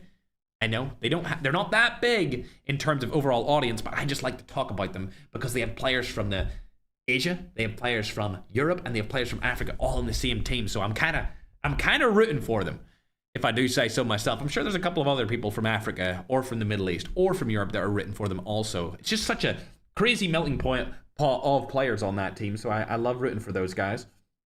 Especially Chapo, you know. Chapo, Father Ali, look, they did great that game too. Fourth place, good kills. Either way, chat, we've seen where everyone is. If you want to take one more glance at where everyone finished off after that game, there you go. There's your final glance, and we're going to get ready to get into game number 3. As the scoreboard is getting rounded up for us, guys, I will update it as soon as production sends it my way. Also, I just seen a card drifting coming in right there. I can't say your name, bro, but I appreciate it. Thank you very much for the card drifting. I don't speak Arabic fluently, so I mean, I don't even know what your name is, but thank you very much, man. Much love to you. Either way, production has sent over the scoreboards, and we're going to get them updated for you. I did YouTube first yesterday, so today I'm going to do TikTok updated first today, and you're going to be able to see just where everyone lies based off game number 2. There it is on your screen, folks. There is a clear cut between Team 1 and 2. Today, Team 2 is not Filipino. It's going to be featuring Europeans and Middle Easterns as that team in the number 2 spot. Of course, they won the first game, and they had an okay game 2, whereas Leap Unbound did decent game 1 and had a phenomenal game number 2. 65 points from them, 51 points for second place. Jutja Prime actually skyrocketed up there. I wasn't expecting that. I know they were in the top 10, but my god, in a third already? Great stuff from them. Zenith Eternity, 4th place currently. 4 Kings in top 5, but barely in the top 5. They're only 2 points ahead of Manitos Macacos, which is Magic's team. Much love to Magic. I love that name, man. Manitos. It reminds me of a drink I love called a Jarrito. Anyway, further down at 7th place, King Ali's team going a little bit further up. I'm actually surprised that they're not up more than that, but I guess every team did quite well there. But they're up to 22 points, so they're in the running right alongside the top 5. Any of those teams from 8th the whole way up to 4th, I mean, one early death, and they're out, you know. One early death from Zenith Eternity, they're going to go down to 8th. One really good game from a team like Poison Ivy, they're going to shift up to 4th. All of those guys are within 5 points of each other, so there really is no difference there at all. The middle of the pack teams right beside each other this time around. You can see Viper Esports still in there, but they died really early in game number 2, so they get a big thumbs down from me, along with Filipino Mukbang. Don't know how they're here. Don't know how they're still in the top 10 after 2 games. Unbelievable. Unbelievable, ladies and gentlemen. Also, a quick reminder as we get into game number 3, we're back on Isolated. And if you want to join these tournaments, you can join them using the Discord link that is in the YouTube pinned comment section or my TikTok bio. Fingers crossed, Madman did put it in the TikTok bio. I can see that he put it in the YouTube top comment section now. So if you want to join any of these tournaments in the future, you're more than welcome to go through the qualifiers, which we do host for every single tournament. I host qualifiers for every single one. So if you're interested in that, make sure to join the Discord. And once we announce the next tournament, you can apply and register your team. The only rule is that you need to be over 18 because it's a COD Mobile sanctioned event. Looks like Leap Unbound, which are our current leaders, have found a Middle Eastern team right beside them. It's going to be Wexort's team in at New Vision City. We've seen them land here multiple times in the past. If Wexort was able to wipe Leap Unbound, they'd go out of that number 1 spot and help their fellow Middle Easterners claim the number 1 spot. Are they not picking up? This might be the first time I've ever seen a team not pick up 2 medic plate carriers. That is unbelievable. Leap Unbound opting to not go for the med strat and instead Go for the full rush and team wipe strat. Now, however, let's check out Marab as he seems to be in a little bit of a fight here. They've got 2 eliminations on the board so far. Not sure what the team was who they were fighting. Ooh. It looks like we've spotted a team that could fight them. It's not the same one that they were fighting before. Matter of fact, can I see what that other team is? Or did they land not together? It looks like they didn't land together at all. I don't see them around here. Either way, this is the other roster that they'll have to go against in just a moment. Depends if they want to take that fight or not. Either way, 4K Joker, are they in a fight? No, they aren't either. But I do see a roster that is in a fight, though. Wexort lost his teammate, Matty. To those Filipinos known as Leap Unbind. It's a 3v4 situation right now for them. And I must say, Leap Unbind are feeling confident going into this game as they're currently in the lead by, what was it? 14 points? I mean, come on. A very substantial lead here based off just 2 games. It seems like MJ has been knocked by one of them, so I guess it is a 3v3, but once Maddie comes in here, it will be a 4v3. None of these 3 players want to jump down and kill MJ, which is crazy. I think they're all kind of scared of him. Not just of him, but of the entire team. MJ finally dying to Wexort. Looks like the team didn't go for him. They're deciding they want to get their tags instead. Nade comes through. They could kill Slash here if all 3 of them shoot at this. Not able to do it, not able to time it, and the miscommunication is going to cost them a free kill there. Unfortunate situation for the Middle Easterners. The tag doesn't get taken, and they could camp that tag. Remember, camping tags is not illegal inside of this tournament. It's not banned. They're more than welcome to do it. A little 1v1 going to come through here. Hasbulla gets killed by Wexort. Even though he has 100 MS, he's able to take him down with ease. As his Bill was holding the SMRS in his hand. Now, a 2v4 situation with both of the tags right beside each other. If Wexort wanted to help out his fellow Middle Easterners, he would camp these tags. As this is currently the #1 team they're taking down. I don't see anyone from Leap Unbound over by them. They've actually lost 3 of their players. Oh my god, the last player alive is Slash? This could turn the tables completely here, ladies and gentlemen. If Slash opts to go through there and try and get a tag back, he may get caught out in the open and instantly die. He does have a good car to do it with. This card's extremely hard to kill somebody out of, and it also has a good amount of health. He's actually going to opt for the rally car instead. This is going to be an interesting watch. This is our #1 team going back, having to get some tags. If I was Wexort, I'd be camping them. That's exactly what he's doing. That's exactly what he's doing. That's unbelievable. Unbelievable. Oh, here it goes. Bang! SMRS in, that's going to be a wipe, surely. There it is! They're able to take down the #1 team. Team Wexort eliminate them in a clean wipe with all 4 of their players still alive.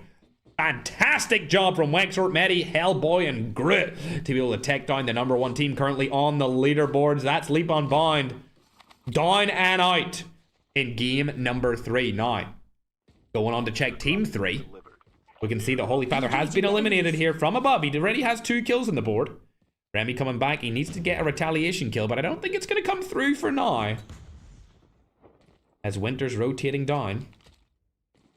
Alongside Remy. Picks up the tag from Holy Father. Let's check out what Marab's doing. He's from Lebanon. Also a Middle Easterner.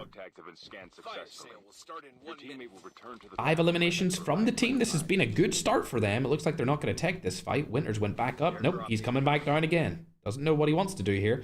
There's a third-party potential team over there in the helicopter, but it looks like they're going the other way. And this engagement has been disengaged. Let's go on and check another player from the mighty land of Persia. Autoran Custom knows the team's right in front of them. That's going to be Redmond. We're very familiar with Redmond, but I don't think this fight's going to take place, so we're to check out the Brazilians, or the Latin Americans, over here, as they've rotated to pipeline. Able to take down the player of Instinct from 4K Joker. 8 eliminations on the board here for these guys. They're looking good as well. On the other side of things, Team 16 King Ali. Team that features players from the Middle East, Africa, and Europe. No kills this time around. Fingers crossed that they can take it up a notch. Low-Tech's trying to land some snipes over on the other side of the map, but these guys still on 0 kills. There's nobody over there anymore, Low-Techs, I don't think. Nobody's around there. He's just trying to shoot through the wall. Maybe he thinks that there's somebody there. That's how you just can tell he's not a cheater. Because he's shooting nobody. Oh, Code's been spotted. Nice little snipe comes through from Low-Techs. Can he land another? Surely one more snipe. Never mind. His teammate's able to take him down. Slayer with the first kill for the roster of Zenith Eternity. Game number 3. Checking out Magic now, one of my favorite Latin American players. Thought's a player from KTT over there, but don't let that distract you from the fact that the number 2 team is over to his right-hand side. I would not want to take a fight with any team, knowing that a Bull Boss is over beside me. He's going to rotate out of there, and it looks like a Bull Boss is third-partying him. Oh my god. The accuracy was sublime there. Oh, dodges the SMRS barely from a Bull Boss. Speaking of them, we might have to go and check them out as they're rotating right behind. There he is, wearing Broken's OG skin. Can see his footsteps. Shots go down right here from a Bull Boss. Rotates back around. Nice movement going side to side here. Magic's over onto the right now. Shotgun's going to go down. Able to land a shot onto a Bull Boss. Can't collect the 1v2 and Ken takes him down. Arguably one of the best duos in the entire game. Seems to be a theme that we're seeing now inside of COD Mobile. Squads have split into duos, and they go from team to team as a duo. It's been a long time since we've seen a squad teaming up with each other in back-to-back tournaments and doing well. Rest in peace, TSG. 1 kill only for this team. There is Sleuth behind him. They're looking for the car. Who's driving that? Is it Ken or Loading? Loading's driving the distraction car, I see. They're in between 2 different teams here, or they could get a nice little third party. Whether they opt to do that is a whole other argument. Looks like they're not going to go for it. And we're going to hop on and see what's up with Holy Father, as they still have 5 eliminations. Much better game from them this time around. They've survived for longer. It looks like everyone has survived for longer in this game. 21 teams still alive. One of the only teams that were at the top of the leaderboards that have died is Leap Unbound. So this tournament's about to get really close.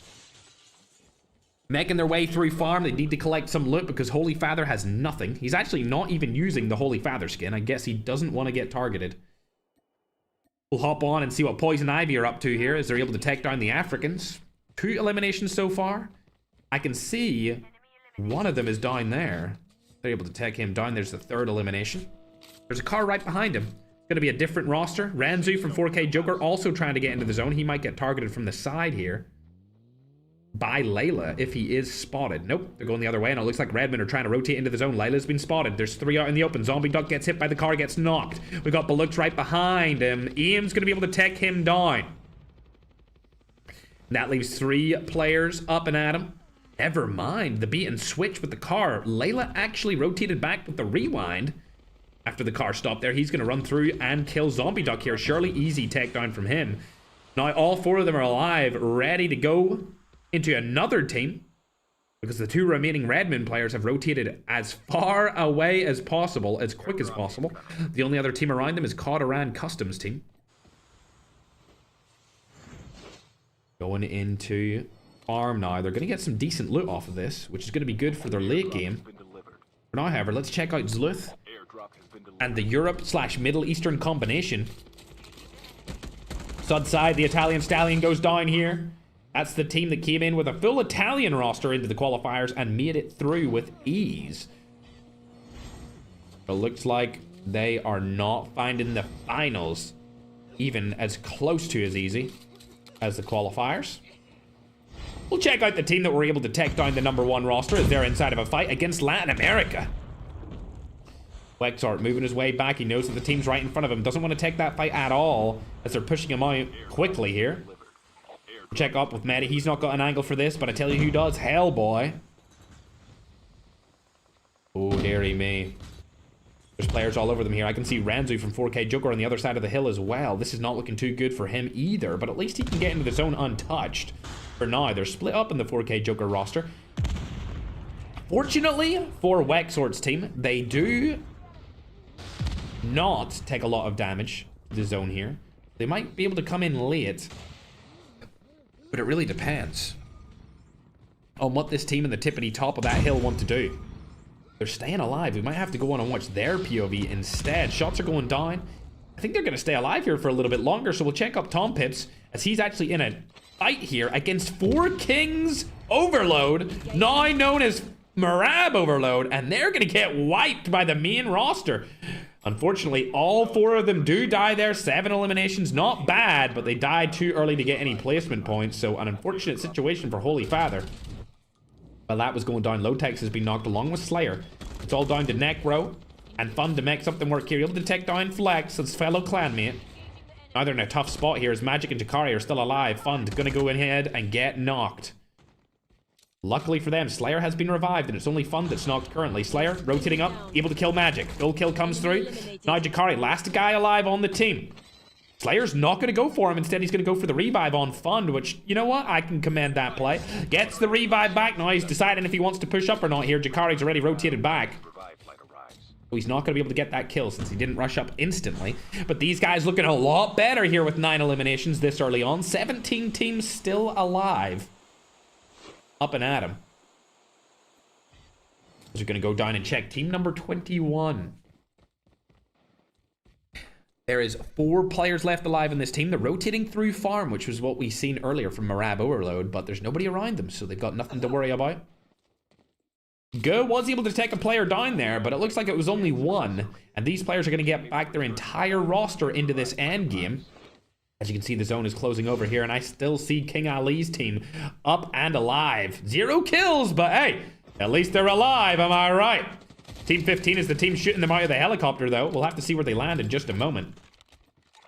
As shots are going to go down onto Chapo. Surely the snipe doesn't hit. It would be a crazy snipe across the map if he did hit it. Oh, he might! Because they're actually stuck in that. And there's another player from a different team around there. Not able to hit any of the snipes there. Disappointing, to say the least. Let's hop on board and see what they're up to. Father Ali's been third party by a different team here, unfortunately. Akaza right in front from 4K Joker onto Matador. Does a little bit of a 360 twist and turn here. Trying to make the play. Does get flashed by the defender. Doesn't matter. Rezox, the Frenchman, comes in and helps the Iranian. Love to see it. As he's picking up some loot from the fallen soldier.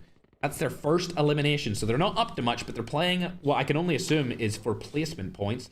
They should be able to get back Father Ali into this fight here. And possibly get into the end game. Speaking of teams that are going to get into the end game, I mean, these guys are primed for it. They're going to barely get into the zone based off of this rock and the cliff, and they should be good to go as far as getting placement points are concerned. Viper Esports are below them, along with another 4K Joker roster. They spotted them below them, but they're not going to take that fight. I'm going to hop on and see what Can's up to. He's fighting Poison Ivy on the top. Poison Ivy have had a decent game so far. They do have a lot of kills, but they're unfortunately taking a lot of damage here. Dre's been killed. I think there may be a possibility of a revive flight. We'll have to wait and see. I know sometimes it can be buggy on the Spectator client, but Viper Esports just playing their lives currently. Whereas Matador, Chapo, Father Ali, and Rezox trying to find a way to get into cover. Slayer's team are right in front of them. The smoke bomber's going to go down here from Matador to provide some sort of cover. As Slayer's team are looking right at them. Chapo on the top of the hill. There is a player behind him as well. A lot of different teams in and around this roster. At any point, they can take a fight and get wiped instantly if they take the bad fight. Looks like they're not going to take a fight just yet, or I should say a fight has not taken them just yet. Shots go down by the Hades. They don't know that Jakari is over onto the right-hand side here. Flex trying to stay alive. Jakari is able to land some shots, and Magic takes down Rezox. This team split up tremendously well here. The only problem is that Poison Ivy is going to come in third party from the side.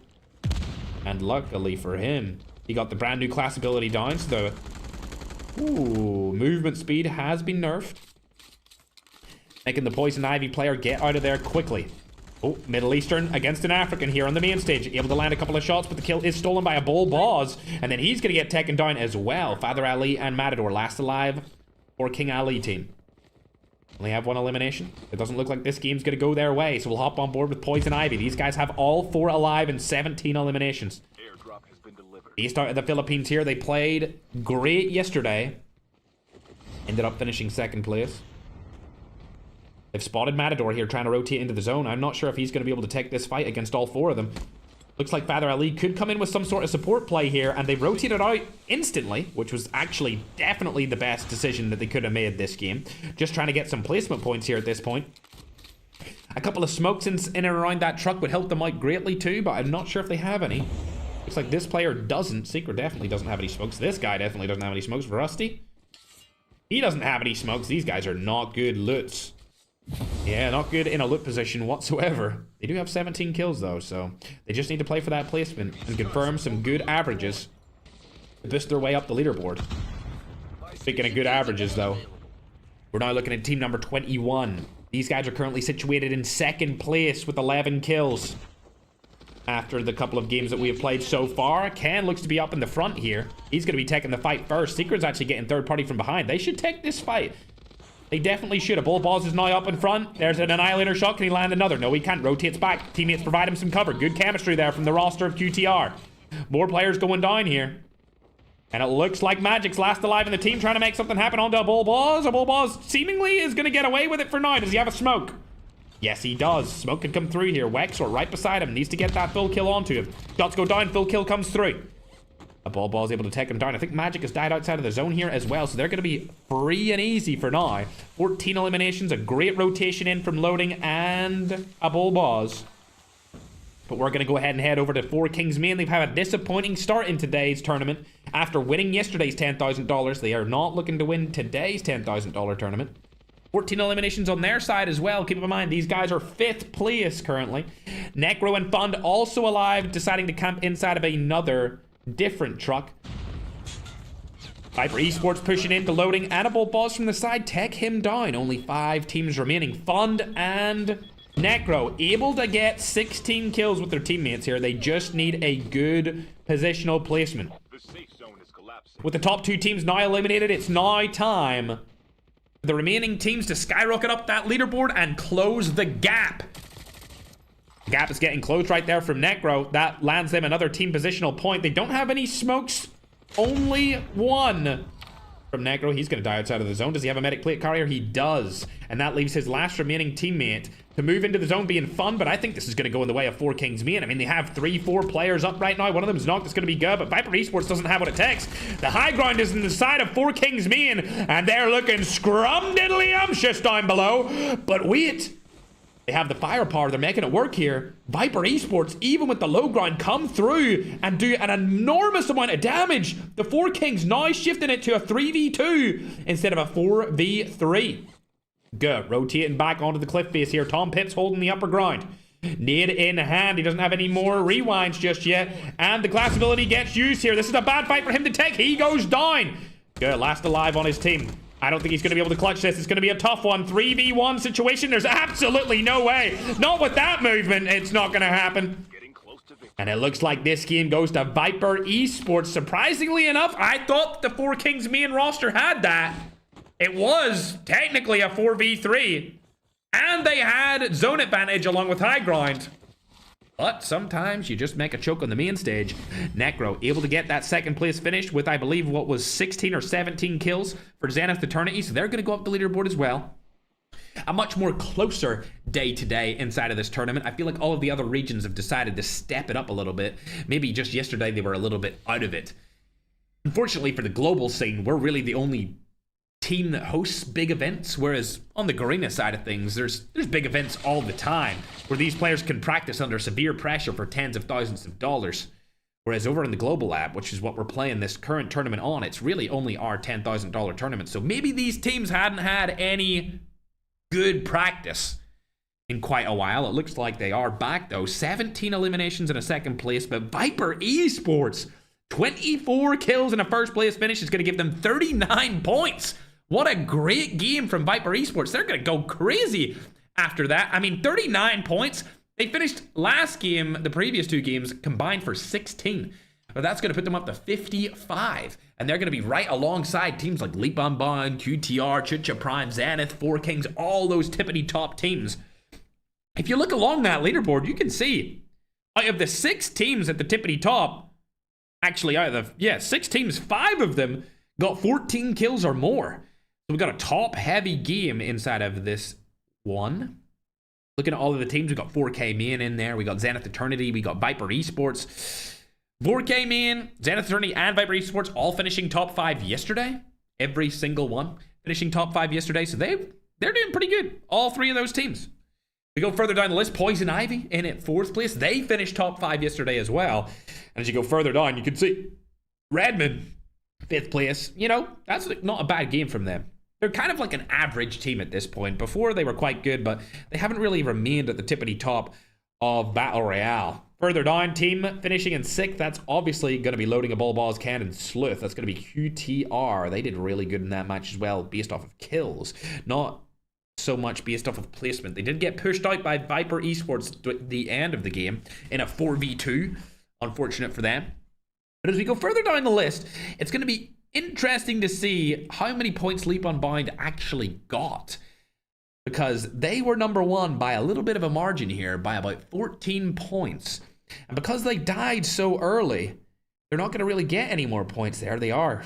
Team finishing in 23rd place. They'll go up to 66 points off of that game. 66 points is probably going to lose them the lead. If we go in and look at Team 21, we'll pull up their points. They finished in 6th place with 14 kills. So yeah, the lead will be lost for sure by QTR. There might be other teams in there that actually pass them up as well. I mean, we can see Slayer's team is in there. They were at 26 points before this game. We add up their points to 27 off of that game. That's going to give them a solid 53. So for now, I think it's going to be QTR number 1, Leap Unbound number 2, and everyone else is kind of around that similar range.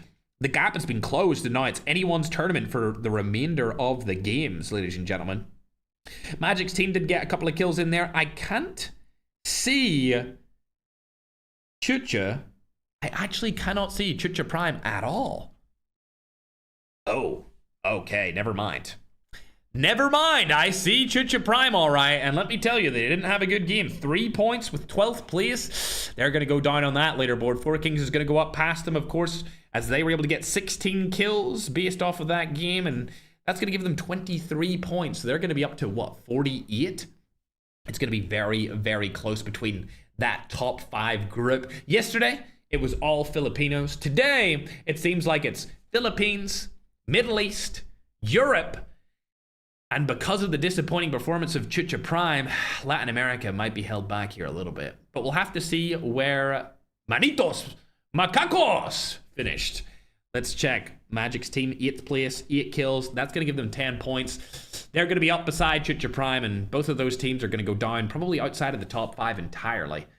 Unfortunately, King Ali is the only remaining team that I love to watch that I have not seen where they placed so far. So let me check out just a moment. 1 kill, 7th place, not good either. I think they're not going to really do much either. So Poison Ivy going to take them up. Barely. I mean, Poison Ivy, they finished in 4th. It's really their kills that are stacking up here nicely. They're able to get 24 points off of that game, so they are going to go into the 40s. They won't be too far behind the number 1 spot, considering the number 1 spot will probably be late 60s in terms of total points. So yeah, the gap has closed. I don't think the top will really change too much, but the points between those tops are going from this to this. So it's anyone's tournament so far, unlike yesterday, where it was really only the Philippines that could win yesterday. Either way, chat, I'm going to take a little sip of my coffee. Appreciate it. I'm hearing a 14. Team number 14, Madnan's getting spammed. I don't know why they're getting spammed, but listen, I know you guys have just came back into the tournament. YouTube short form. I know your country has just come back, but listen, do you honestly think that a team who has no reason to find out where your favorite team is, out of everyone in this tournament, would pull up their stream in the middle of the $10,000 event and hunt them down? How likely do you think that is? How likely? I really don't think it's that likely. I just don't see it happening. I think nowadays the tournaments have become so competitive that I actually don't think any teams would have the time to stream snipe other teams. Unless they had some sort of beef against each other going into the tournament, I just don't see them stream sniping each other. That said, We'll go ahead and check. We'll rewind their streams. We'll check. We'll hear their comms. And we'll decide if anyone was stream sniping. But just to let you know, I just don't think there's a possible stream sniper from any of the teams. I highly doubt it. At least from my point of view, I would never do it. Either way, we're getting ready for the next game. It's going to be game number 4. And while we're getting ready to go into that one, let me update that scoreboard for you, ladies and gentlemen. Oh, it looks like YouTube's going to get it first this time around. Don't worry, YouTube. You're right. Or don't worry, TikTok. You're right behind them. And oh my God. I said it was going to be close. But holy, I didn't expect it to be that close. So QTR and 68 in first. Leap Unbind. After their terrible performance, our second was 66. Only 11 points behind them are Viper Esports with their great win right there. 55 points for Viper Esports. Love to see it from the boys over there from Latin America. It's not often that we see a team with such a clean name from Latin America do so well. These guys are based out of Brazil, Bolivia, and Peru.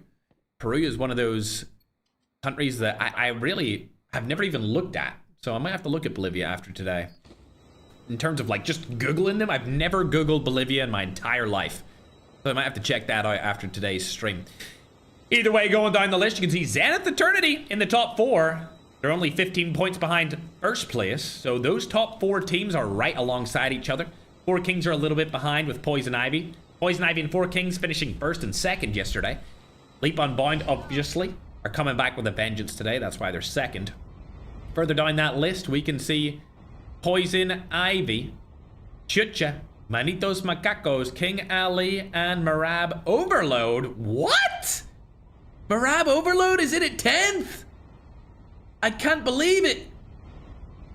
I can't believe it. In at 10th. That's Holy Father and Marab's team right there. Love to see them coming into the top 10 this late into the tournament. Remember, we're into game number 4 now. Game number 4. Currently watching Leap Unbound. Team 11. These guys were number 1 going into the last game, but they fell to number 2. Remember, we're playing Isolated and Blackout today. It's 4 games of Isolated, 3 games of Blackout. Holy Father instantly dead. To Dell. Nonetheless, Winter also getting knocked right here. Marab and Remy, last 2 alive in the team. Could the Africans take down the Philippines-Lebanese joint roster? Marab just trying to stay alive. Doesn't want to do anything silly here. Interesting bug. They've spotted Dell across the map. Oh my God, Dell! I'm sorry, but that's ridiculous. Ooh, if that ninja was performed correctly, he could have got a lovely pick right there. Unfortunately, for him, Broski's going to stay alive. Oh, is that Chucky below him? Chucky's not going to be able to land the shot onto him with the buy 15. Remy trying to hunt down that player that he just killed. Ninja could be used here, but it looks like somebody else is coming up. It's going to be K9. Actually, it's going to be F9. Oro F9. Dell's going to get revived here. This 4v4 is going to go in the way of Kuro. SMRS being used here. Remy's in a tough spot. Needs to rotate out of here. Able to rotate away for now, but I think that's going to be all she wrote regardless. Dell able to get his comeback. Easy kill for him. Now Marab last alive. Rotated out of there entirely. Doesn't get any of the tags though. Just trying to stay alive for a little bit longer. As we're going to head on over to 4 Kings main. For now. 4 Kings main have decided to land to the construction site. Nobody around them. They're going to get it for free this time. That is a blessing and a curse, though, because they won't get any early game kills whatsoever, whereas somebody like Team 12 will get some early game kills, or they'll get early game killed, as there's only one of them remaining. Checking on board with Team 16. Cross-continent team, King Ali. These guys were in the top 10. And they still are at 9th place currently after 3 games. Remember, it's a 7-game series for $10,000. The safe zone is collapsing. I don't believe anyone's around them over by Nooktown here. The Nooktown Island. Does anyone remember when Isolated had Nooktown? Anyone? Or am I just showing my age? Might just be my age. Anyway, you can see the middle of the zone isn't actually heavily contested here at all. And when you see the teams that are in the middle of the zone, I mean, We've got Zen Problems team in there. That's not going to be too hard of a contest.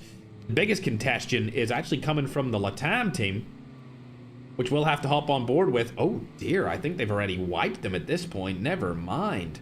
Let's go and check that out. They have wiped them. This is an interesting place to be fighting this early inside of game number 4. The clean wipe comes through. They get 4 eliminations onto that team, and unfortunately, they are gone and done. See you later, alligator. As Team 16 still have 0 kills. Less kills going around this time around, as everyone seems to be getting wiped instantly instead of getting their teammates back. Speaking of getting their teammates back, what's Marab up to? Oh, I don't know about this. Is Winter fully dead? He gonna get back any of the teammates? Oh, Holy Father's back, I see. Holy Father has been revived. Winter fully dead instantly at the start of this game. That's not too good. Airdrop has been delivered. Heading over to Ashina Esports. They're going to be fighting a team that is qualified through the qualifiers. Geo spotted another player onto this. It's going to be Nox. Like I said before, there's too many people in this team named Nox. Makes it confusing. But that was Noxito. He's been fully killed. 2 more players from this roster are right in front of him, though. Player's been spotted. Not able to land a snipe. Oh my god, he was a sitting duck. You deserve that death, Magio. I'm sorry, but that was awful. Where's Brandon in all of this? He spotted the other player. It's a 2v2 situation. Since Magio is knocked, shot's going to go down here. Defender, double defender play right there. Oh, the shotgun's going to come in. Brandon gets world starred. And now Cincy, last alive in his team, just going to rotate back. Get Swayze back through the revive flight. I think they might disengage on this.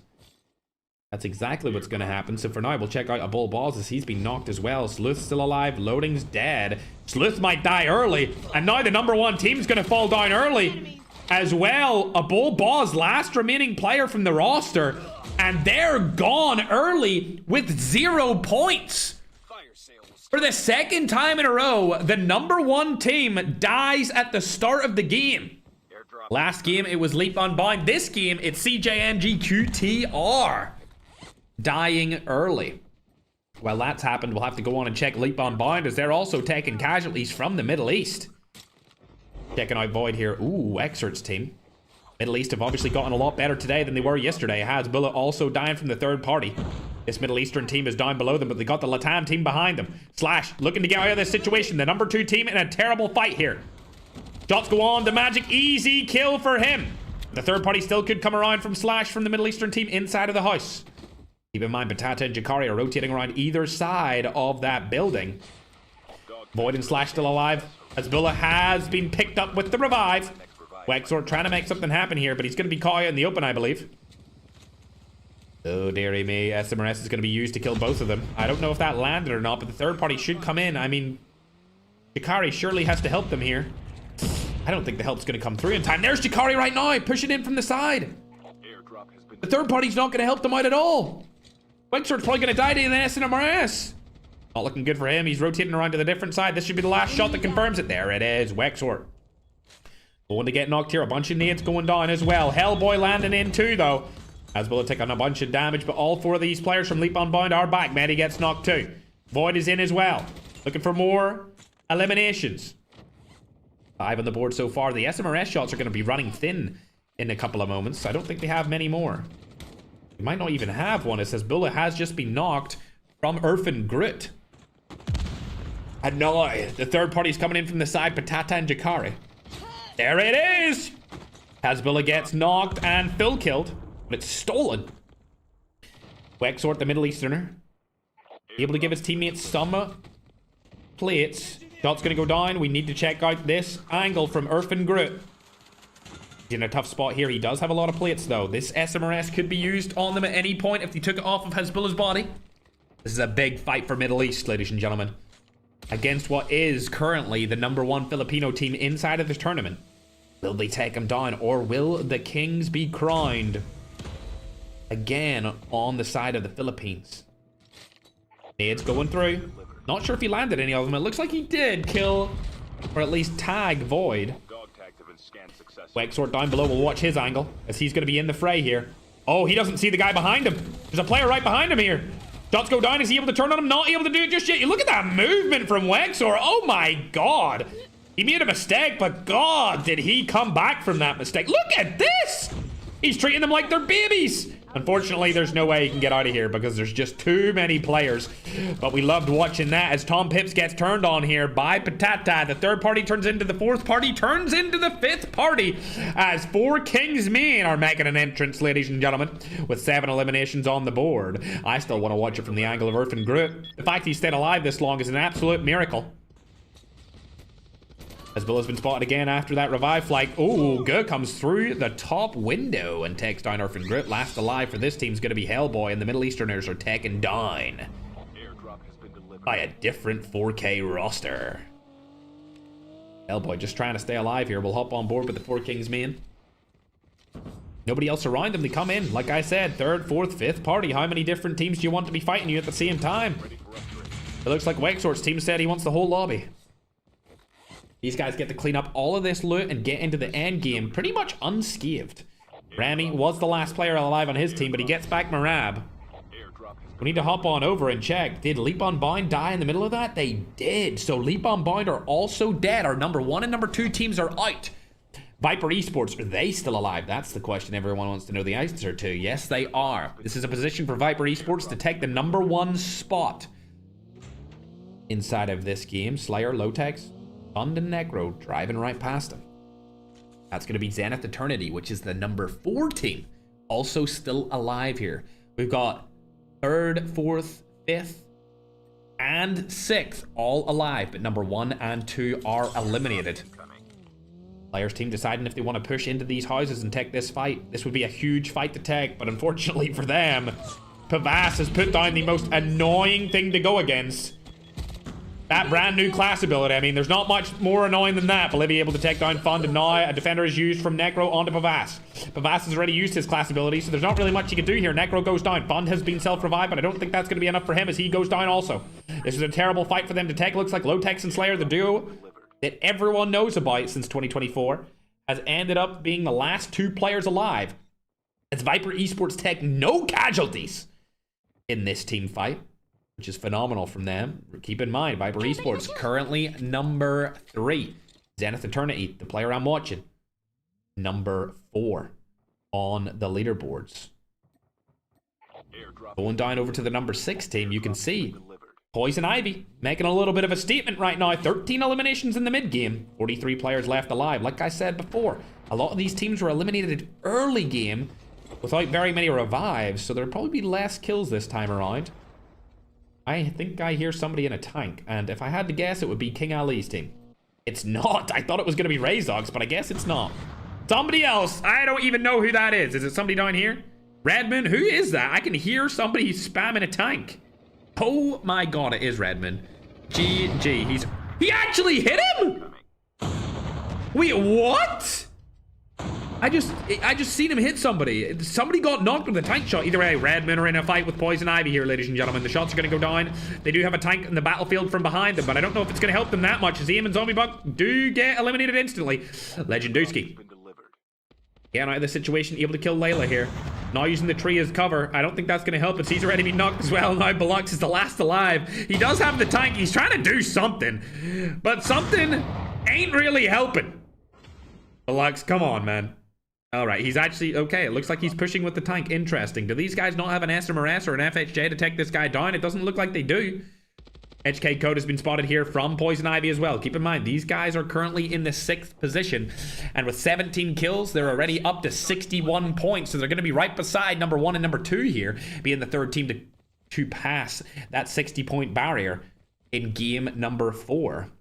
17 kills this early on is phenomenal. They're going to skyrocket up this leaderboard.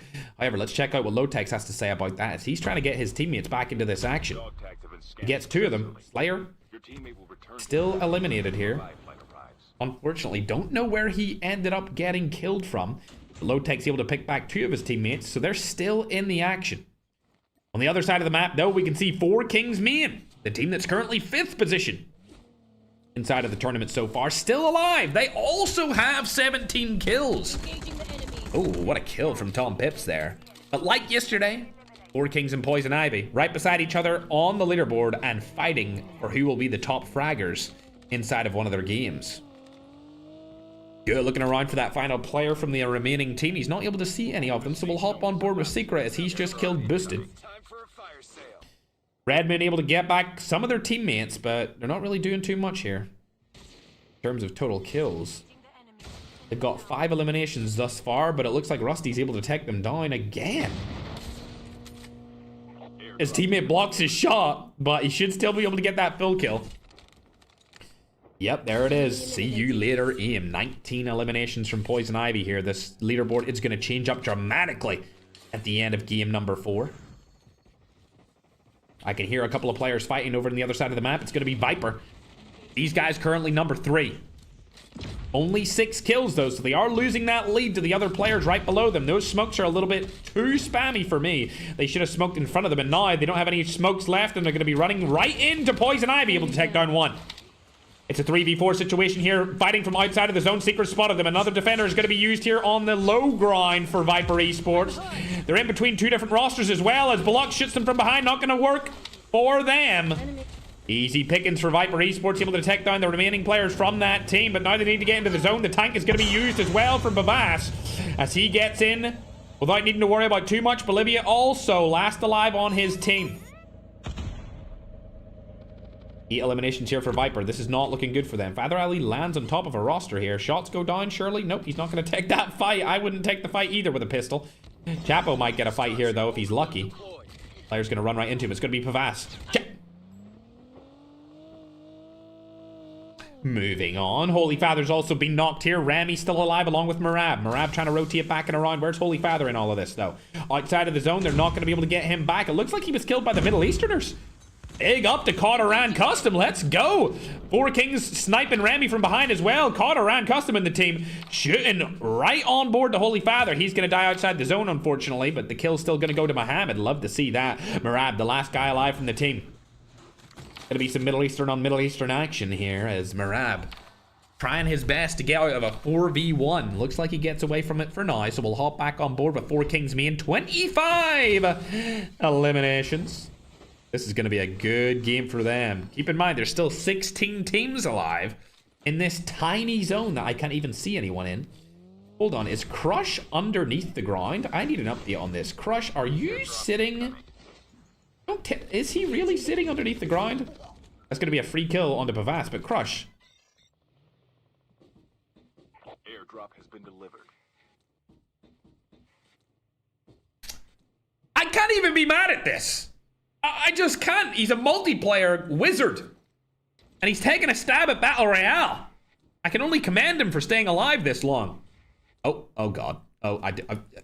Crush, don't. Oh, Crush, please. Oh, Crush. Crush, don't. Oh, please, God, don't push the Latin Americans. You do not want to push the Latams. Definitely, especially not Chamo and Roskin. That's the last duo you want to push down here, buddy.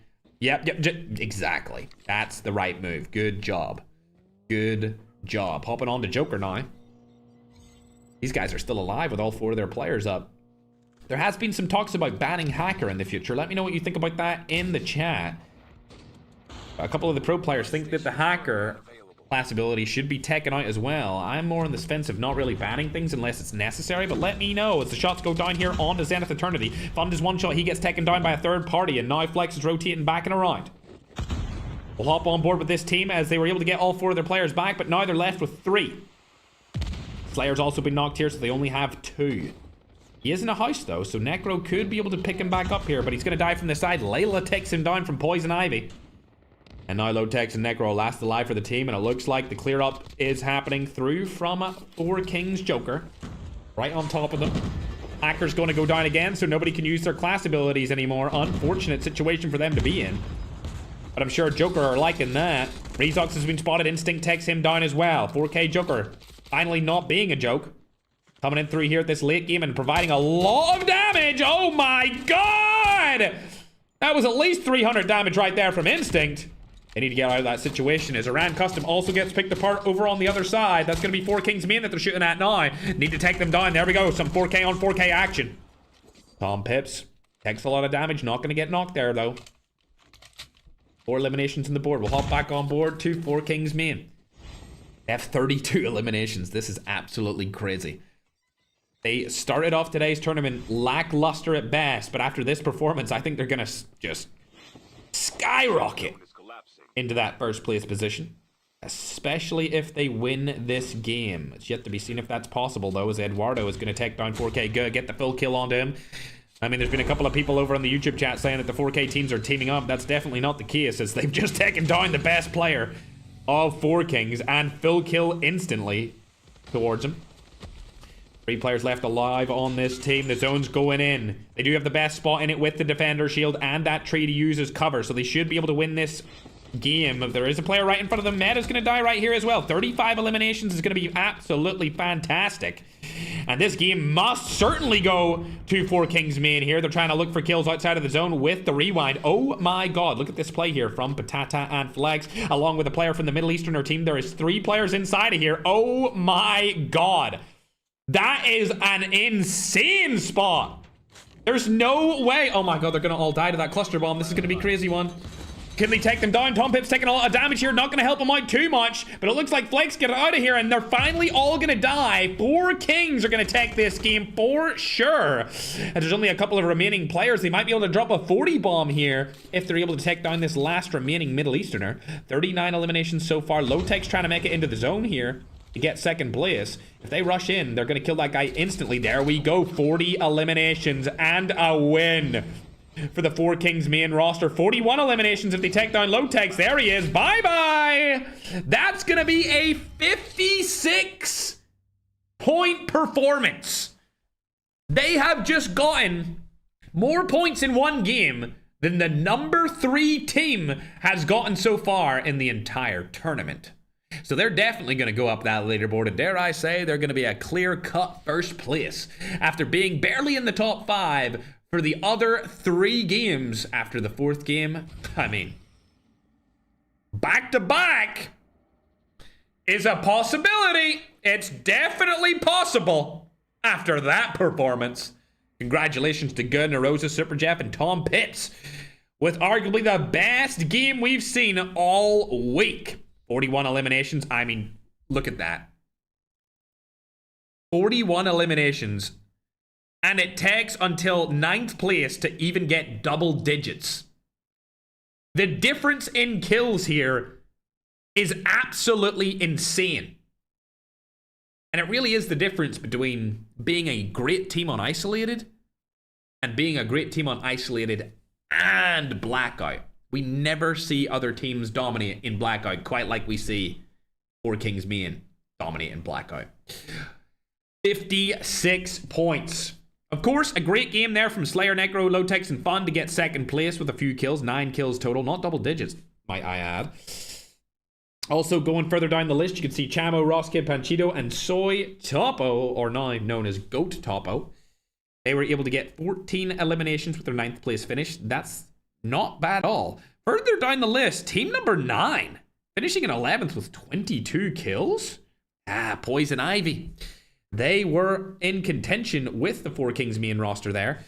But if you add up that point, all those points they just got, they're going to be right behind QTR and players like Leap Unbound in the middle of the pack.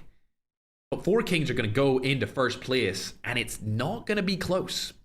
Off of that, 4 Kings started that game with 48 points. 48 points!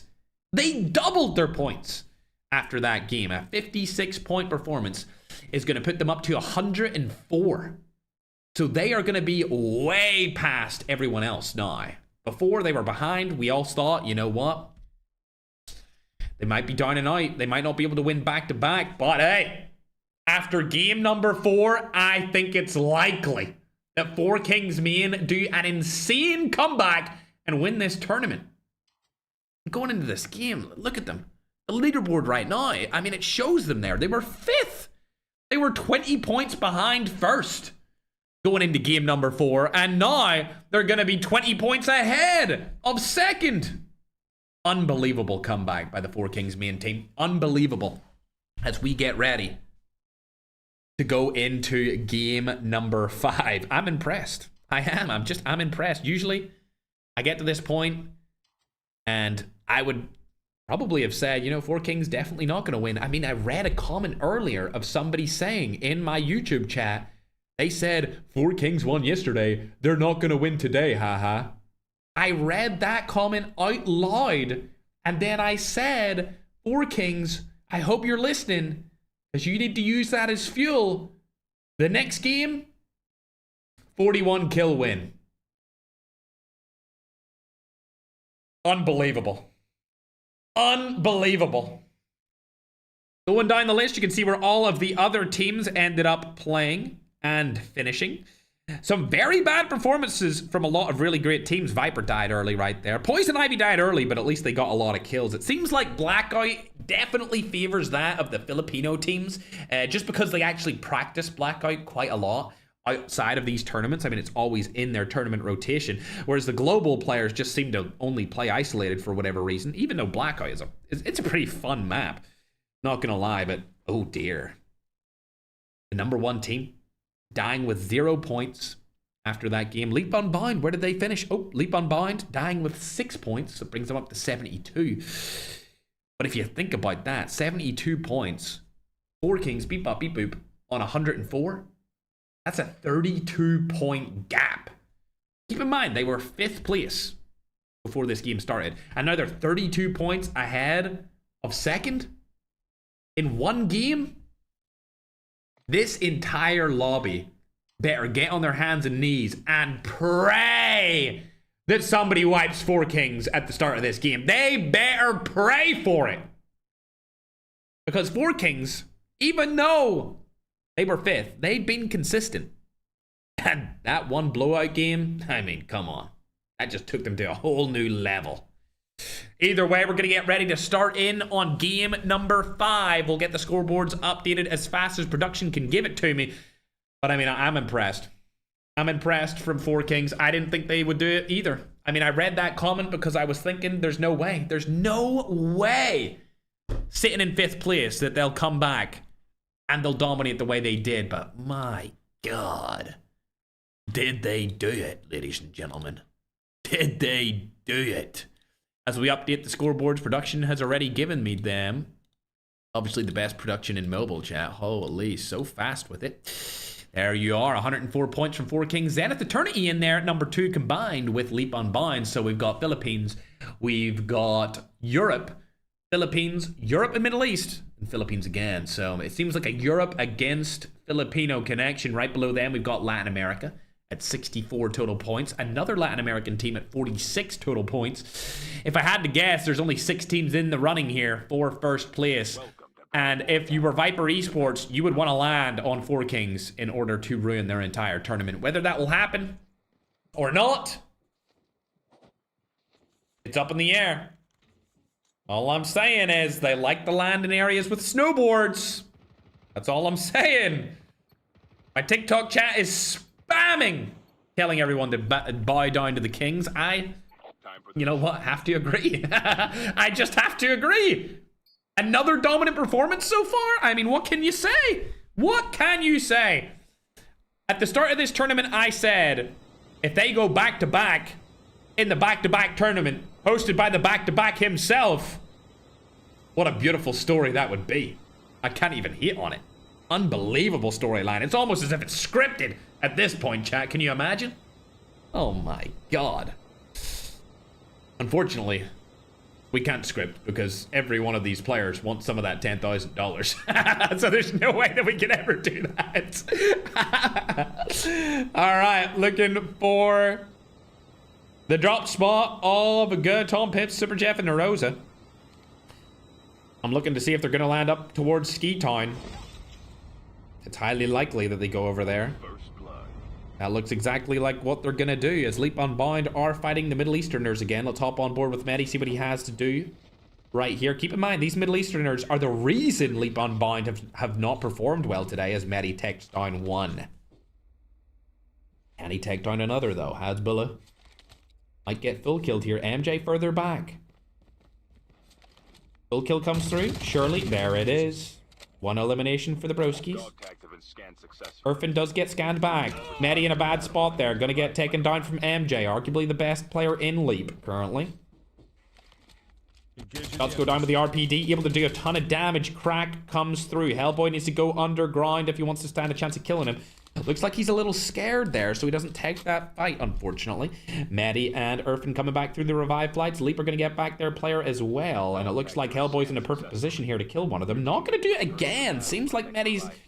Sorry, Hellboy is a little bit scared here. I would be scared too. This is a big-time team.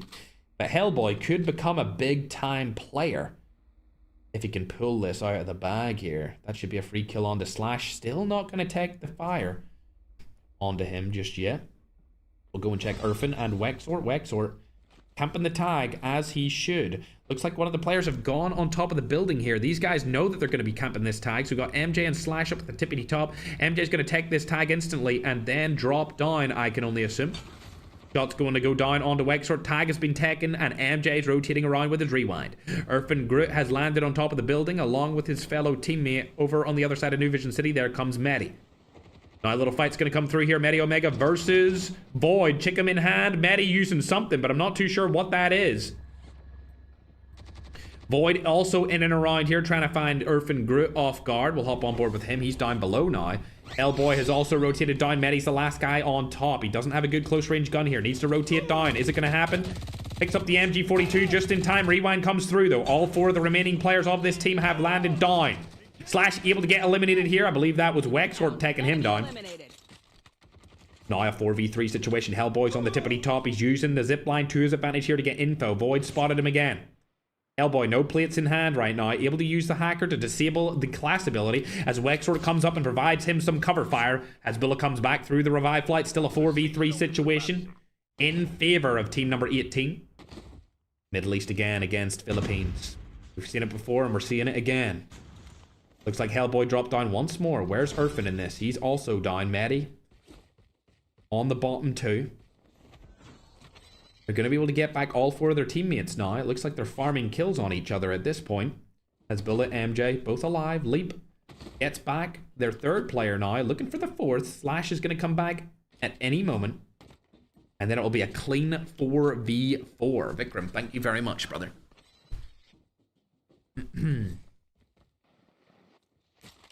Getting some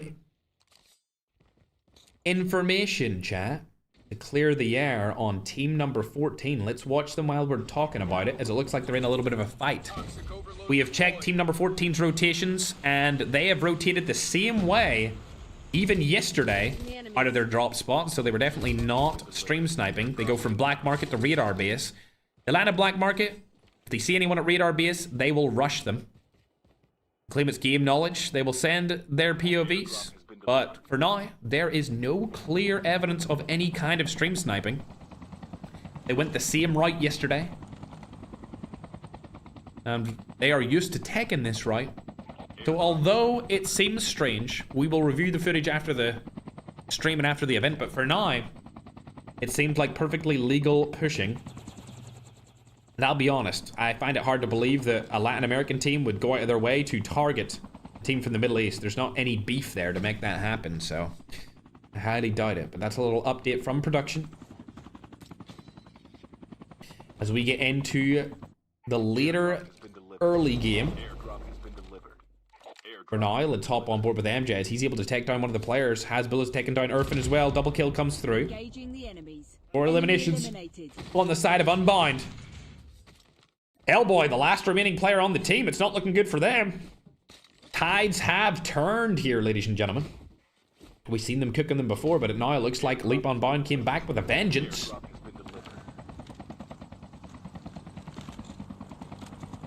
As Viper Esports keep all of their players alive. Going over now to 4 Kings Me, and let's see where they're at.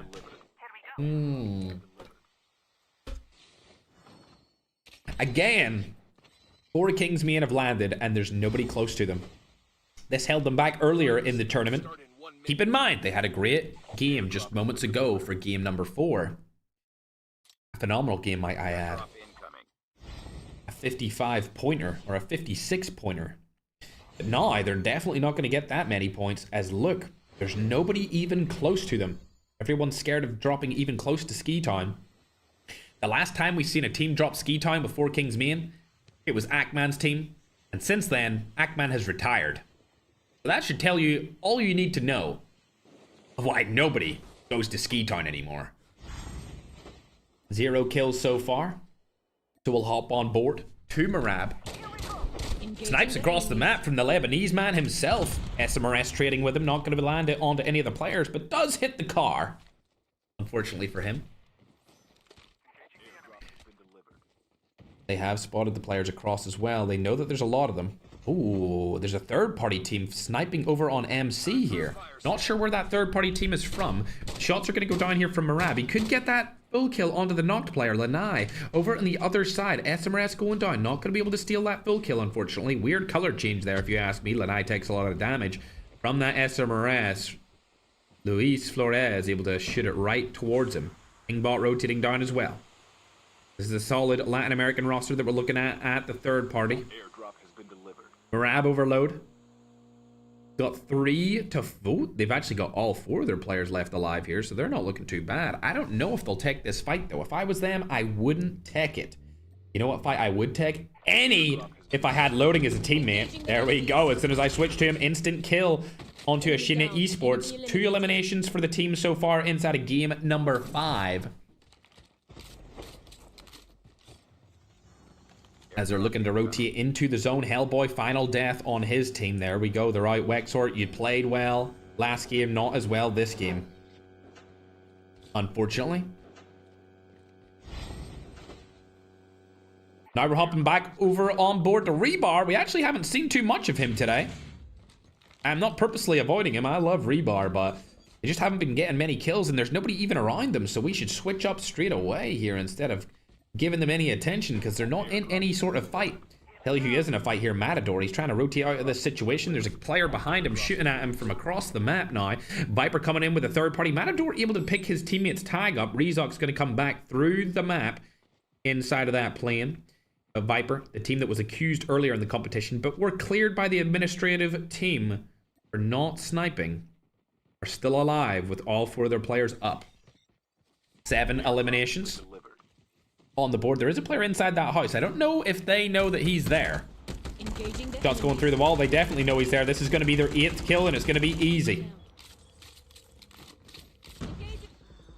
With that 8 eliminations on the board, they're going to be keeping their position on the leaderboard, and they might even go into 5th place, but that depends on what Poison Ivy do this game, and they're in a fight as well, so let's hop on board with them as they're able to take down Low Tech. Slayer's still alive here, so they have a couple of more kills to get. Let's see how many players they have up. Just Slayer and Necro, unfortunately. Slayer camping. Necro. Oh my god. Oh my god. This is a bad fight to take. He shouldn't have taken this fight, and he still took it anyway. This is not the team that you want to fight. GG. See you later, Alligator. That was a different team. The third party team able to take him down, and now looks like Layla's going in. We'll hop on board with his POV as he's rushing straight towards the Latin American roster. Ops out, rewinds, gets the tag back, I assume. I'm assuming he got that tag. I don't see him scanning it. Still only 3 of them alive right now, but he gets out of the situation with his snowboard, thankfully. Now, however, it seems like a Bull Boz is in a little bit of a fight. He's going to get knocked and fully eliminated along with Ken, and now he's last alive. Engaging the enemies. Panchito has been eliminated. Smoke Bomber does go down. Rosskid trying to make a play here. Sees him. Rosskid also has the Smoke Bomber, and he is gone.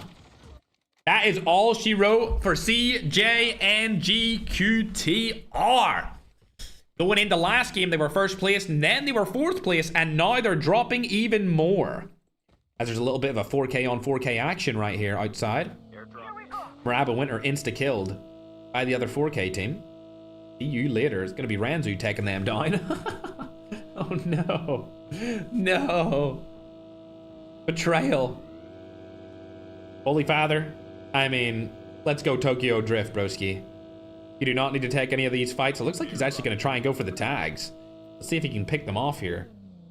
Oh, he gets them, but... Oh, rewind play. Love to see it. Didn't even realize he had rewind, and it looks like Rami on his team is actually in a fight.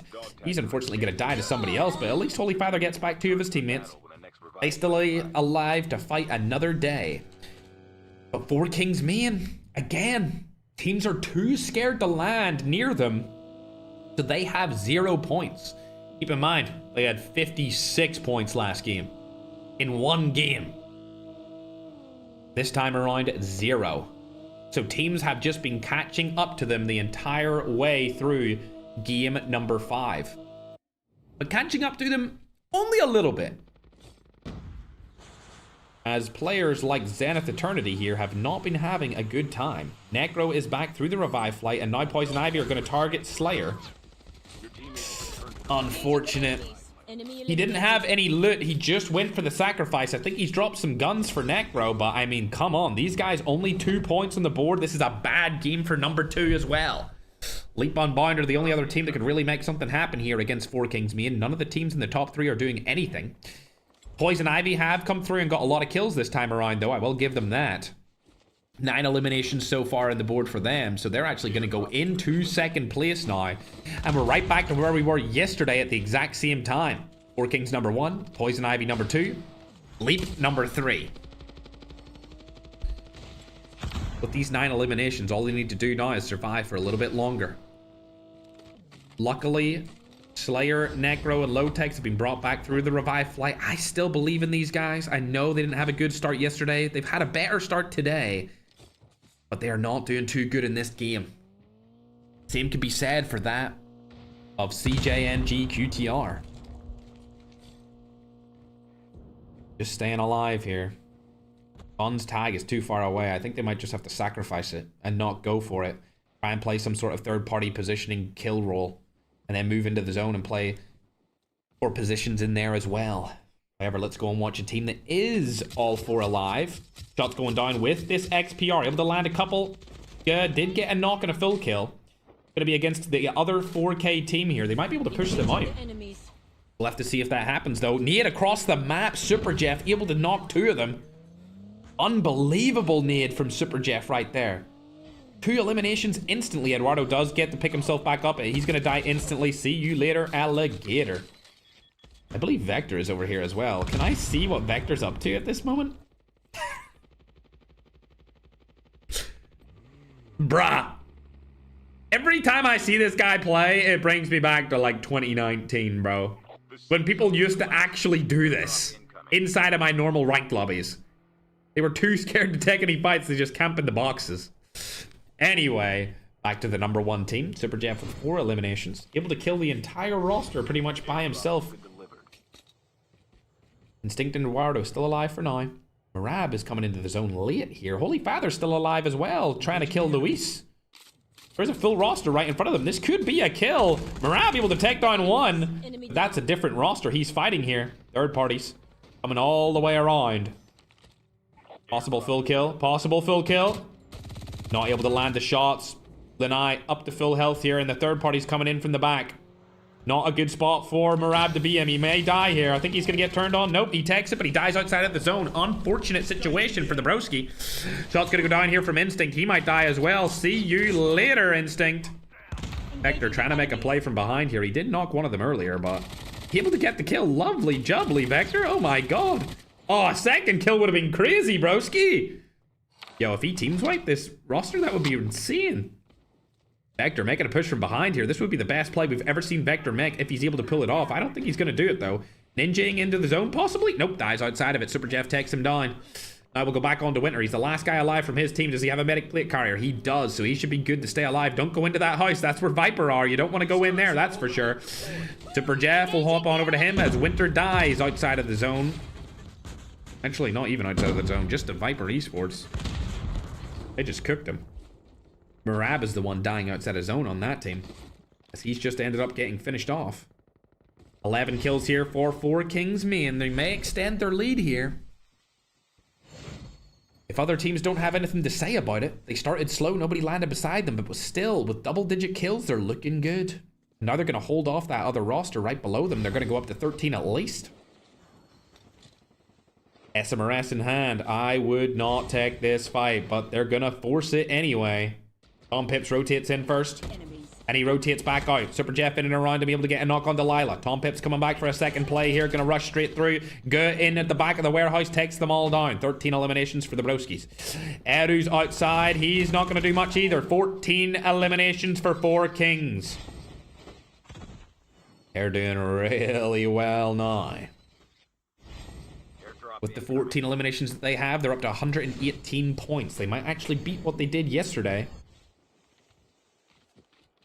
We'll get production to give me an update on how many total points they got along with the top 3 to see how well they do yesterday compared to today.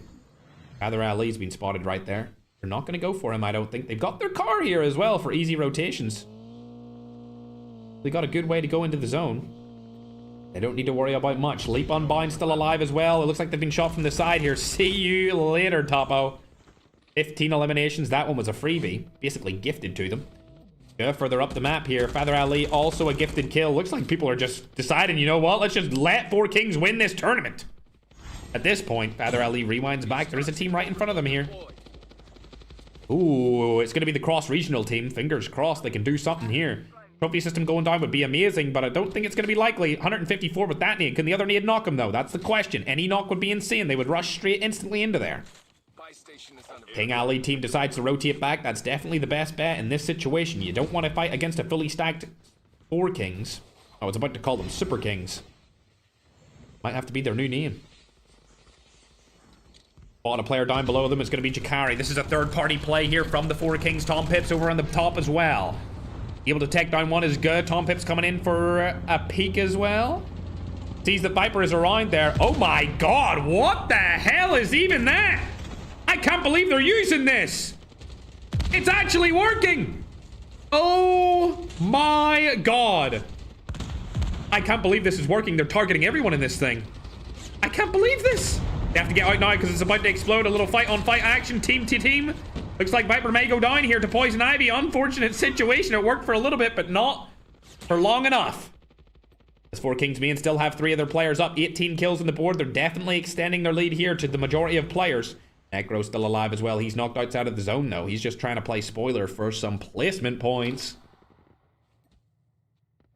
And he's looking around, seeing if he can get a free kill on anyone. Brandon's inside of that house, but I don't think he's going to go for them. So we're going to hop back onto Super Jeff's team.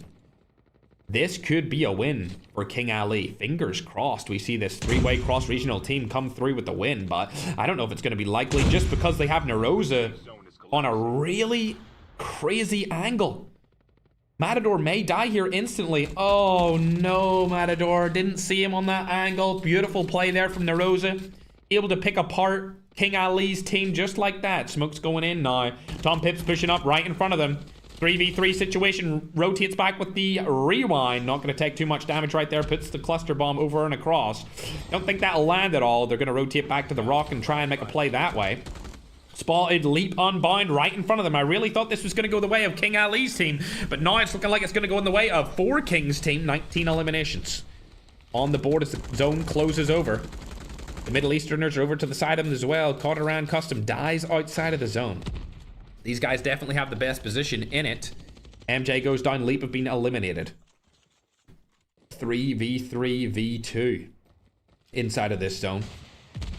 No med stratters outside anymore, as we're into the final zone of the game. King Ali versus the Philippines versus the Middle East. I would make the argument that the 4 Kings boys definitely have the best position in the zone and also the best loot out of any of the teams. King Ali are deciding what they want to do. Oh, 4 Kings main make the first engagement. This is interesting because now all of the teams will know where they are. Tom Pips, don't know how he survived that. Didn't even need to use rewind to get out of there. Great positioning from him. They should have kept that class ability and targeted it towards 4 Kings main instead of putting it right above them. I don't know if that was the play there, but it looks like Tom Pips doesn't care. He's going to go in for the play here. Doesn't even mind. He's just going to rush straight through. Tries to land some shots with the Jack 12. Rotates back with the rewind. And I think Good's going to come up from behind. Easy peasy lemon squeezy. That's back-to-back wins for the 4 Kings roster with 25 eliminations, getting them 40 points. After a rough start, they're coming back and they are dominating on the main stage, to say the least, ladies and gentlemen. Let's pull up that scoreboard and see where everyone placed. 16 eliminations, 21, 25 eliminations. That's just unbelievable. That's 40 points. Add that to their total, 144 total points. Unbelievable. Unbelievable. Keep in mind, yesterday they finished with 186 in 7 games. That's 5th game done. And they're now on 144. So they could beat the record from yesterday if they keep this up. We'll have to see where everyone else placed, but I think they extended their lead there again by a significant margin. They already had a 32-point lead going into that game, and with a 40-point performance, it's going to be really hard for anyone to actually catch them. Especially considering Zenith Eternity died quite early on with only 3 kills, so it's not going to be them. Leap Unbound, I'm not even sure where they actually placed in that game. I think they were 4th place with 16 kills, so they're going to lose a little bit more of a lead on those guys too. It looks like the lead's going to widen to something like 45 points. At least 45 points of a lead. We'll go ahead and tally up all of the scores right now, but if I were to guess, 4th place, 16 kills, that's going to be 22 points. Yeah, the lead, it's going to be substantial. It looks like we're looking at another 4K victory. Back-to-back in the back-to-back tournament hosted by the back-to-back himself. Storyline couldn't get any more scripted, chat. GG. Starting to look like Messi in the 2022 World Cup. Holy, chat. I'm about to get haters. I'm just kidding, chat. I don't actually watch football. I just seen that being written on my Twitter, so I had to say it, chat. QTR are out of the running, I would say, for finishing 1st place. The only teams that could really challenge this right now is probably going to be Leap Unbound and maybe Poison Ivy. Maybe, like, did Poison Ivy do good this game? They did. They did good. They did good. It's going back to the same 3 teams that there were yesterday. The exact same 3 teams are right beside each other in the final couple of games. It's going to be 4 Kings, Leap Unbound, and Poison Ivy. At the start of today, we've seen a bunch of different rosters inside of that top 5, even inside of the top 3. Hey, the first game, you know, 4 Kings weren't looking good. They weren't looking good up until, dare I say, game 4. Took them 4 games to take the top spot. Before that, they were sitting 5th or 6th place in the tournament, and then just out of nowhere, win. Then win back-to-back. There could be a potential win back-to-back-to-back if they go into game 6 and dominate again on Blackout.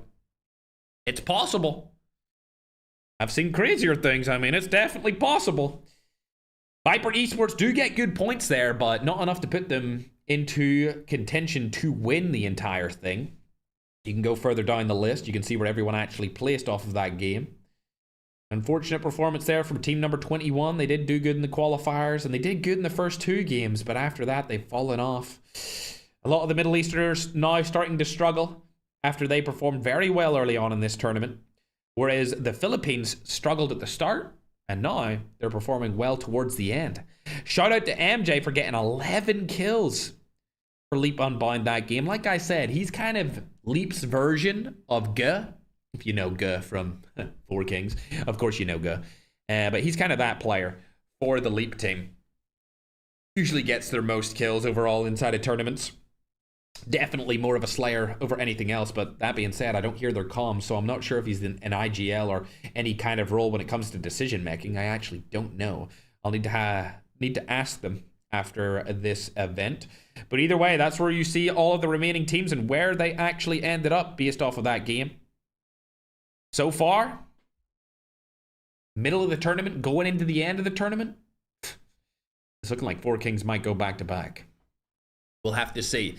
Production's getting all the kills and the points added up, and then we'll get them up on the screen. If you're new here, make sure to hit the subscribe or follow button, and make sure to subscribe or follow to all of the players competing inside of this tournament, because they are all live streaming it currently right now, either on TikTok or on YouTube. Anyway, production has informed me of the scores, and this actually looks even more lopsided than I thought it would. Welcome to Blackout, because 4 Kings are now up to 144 points. That is unbelievable. 144 points to 93. And 93 is held by Leap Unbound. Then it's 84 by Poison Ivy. And then it's 77 by Viper and Zenith. If you look at number one's points, they have double Zenith and Viper Esports points. Matter of fact, in a different way of saying that, if Zenith and Viper combine their points, the best team from Europe and the best team from Latin America, combined forces, and win 8v4, Four Kings would still have the same amount of points as both of them combined. Unbelievable performances after game 4 and 5. Not bad at all. MVP after 5 games so far, Super Jeff and Tom Pips are tied. G is 3rd. Neroza is 4th for MVP. MJ is actually 5th. Then it goes Fund. Surprisingly, Fund is up there quite heavy with 34. Combined actually alongside Dre with 34 as well. Slash is 33. Low-Tex and Slayer are on 32 each at the bottom of the MVP scoring for this tournament so far. This is us going into game number 6, ladies and gentlemen. Game number 6. As we get in to Blackout. Let's see if anyone landed on Four Kings. Looks like they're going to get away with it again. Look at... Oh my God. Look at the amount of space Four Kings have here to loot. There's nobody even close to landing on this team, bro. No wonder they're making it into every end game. They land Construction Site in Blackout, and they land Ski Town and Isolated, and each time, no team lands close. They don't want anything to do with it. I mean, a team could easily land Estates. They could easily land onto those luxury homes. Hell, even Hijacked. What about Array? Array, for God's sake. No. Nobody's landing on the entire top left-hand corner of the map. A quarter of the entire map is reserved for one team. Unbelievable. Unbelievable, ladies and gentlemen.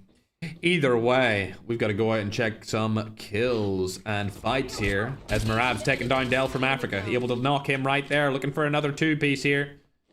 Can he land it? We've seen him get a 2-piece before. Looks like Earth and Grit and the boys have died instantly. That they've left the lobby. Defender goes down. Shots are in. Oh, Marab, you just got turned on by Chucky from Africa. Bad play from him. Holy Father. Player right beside him. Switchblade is in hand here. Come on, Holy. No! Oh, trade comes in from Remy. Not bad, Remy. Uh-oh. Uh-oh. Remy might die here as well. Needs to get out of this situation. Ninja is in use. Rotates away. Gets out. Winter coming back through the revive flight. Holy Father does get full killed. Dell revived as well. Remy just trying to stay alive now. We'll hop on board with Magic and Jakari.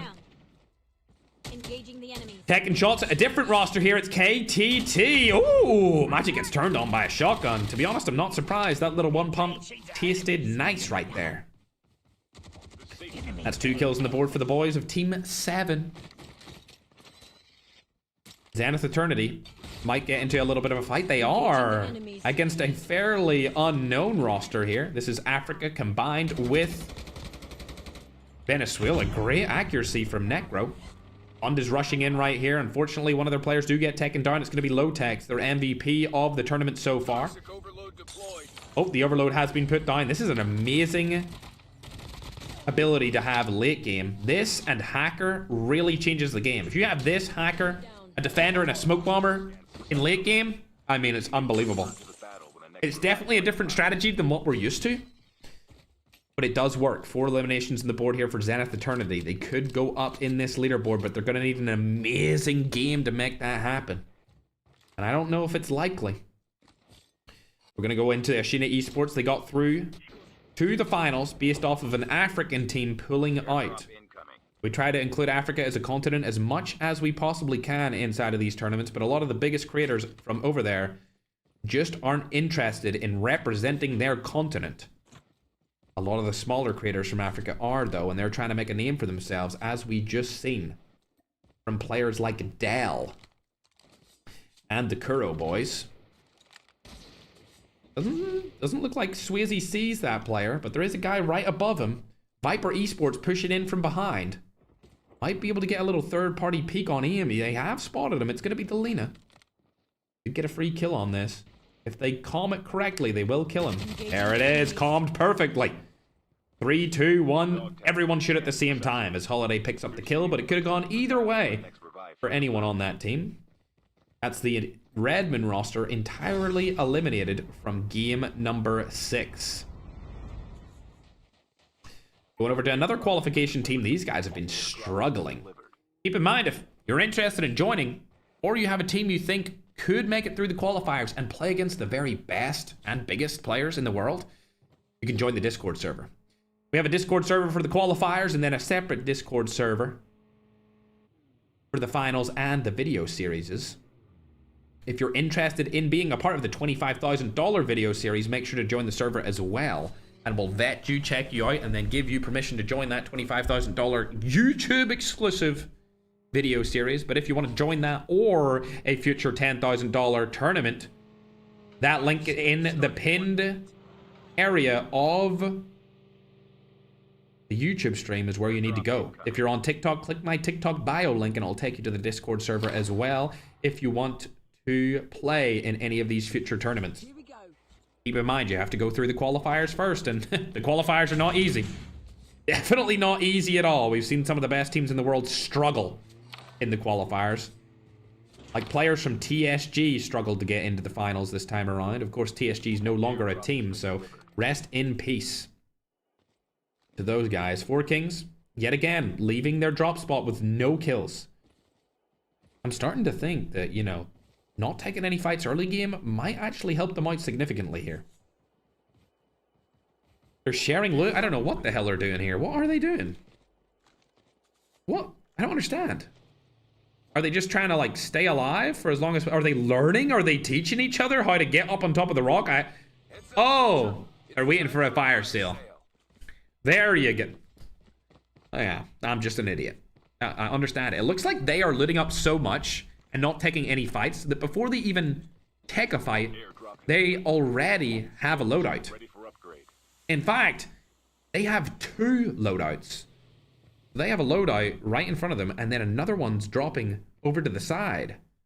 2 different loadouts before they even get into a fight. That's a custom Hades, maybe a custom AK-117 for others, custom DLQ Omega Megawatt mags.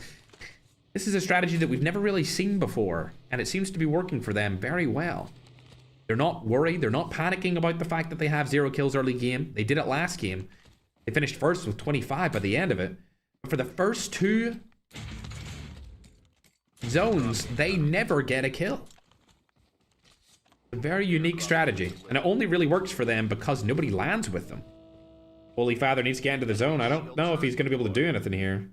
He doesn't move right now. There is a guy on top of that roof also who might just decide to shoot him. It's going to be K9 Future. Remy's right below him, though. Looks like Winter is landed in as well, so Marab Overload able to get their entire team back. Oh, hello, buddy. What do you think? Trigger discipline? What are we thinking here, Future? You want to take a little fight onto Holy Father, or are you just going to stay here? Good boy. Ooh, Remy knows he's up here. Oh, Holy Father's going to go for it straight away here. Future in a 2v1. Oh, dearie me. See you later, alligator. As we rotate on to see another camper right beside. Hello, Kingbot. You thinking of the same thing as your teammate Future was? Sounds about right. I'll leave you. I don't want you to get stream sniped. Over, down, and around the fracking tower, you can see Zenith Eternity are chilling. Nobody else around there except for that Marab Overload team, but they're not going to know that they're there, so they're not going to be able to fight them. Going on to our current leaders of score, 4Kings. The only way they lose this tournament is if they throw it. Shiny Esports is over to their side here. Sniper is in hand. Ooh, out in the open as well. This is a bad situation for them. Tom Pips using the rewind strat to make something happen. Doesn't need to rewind just yet as he's able to take one of them down. There's a second. There's a third. Oh my god. That might be the fastest team-on-team wipe that we've ever seen. And it's the first 4 kills for 4Kings main inside of this finals. For the second back-to-back tournament. 4 eliminations seems like a low amount, but when you look at what they did last game and the game before, they get their kills in the end game. The safe zone is collapsing. Let's hop on board to a different... I didn't realize we had so many vectors. Where's Zen, bro?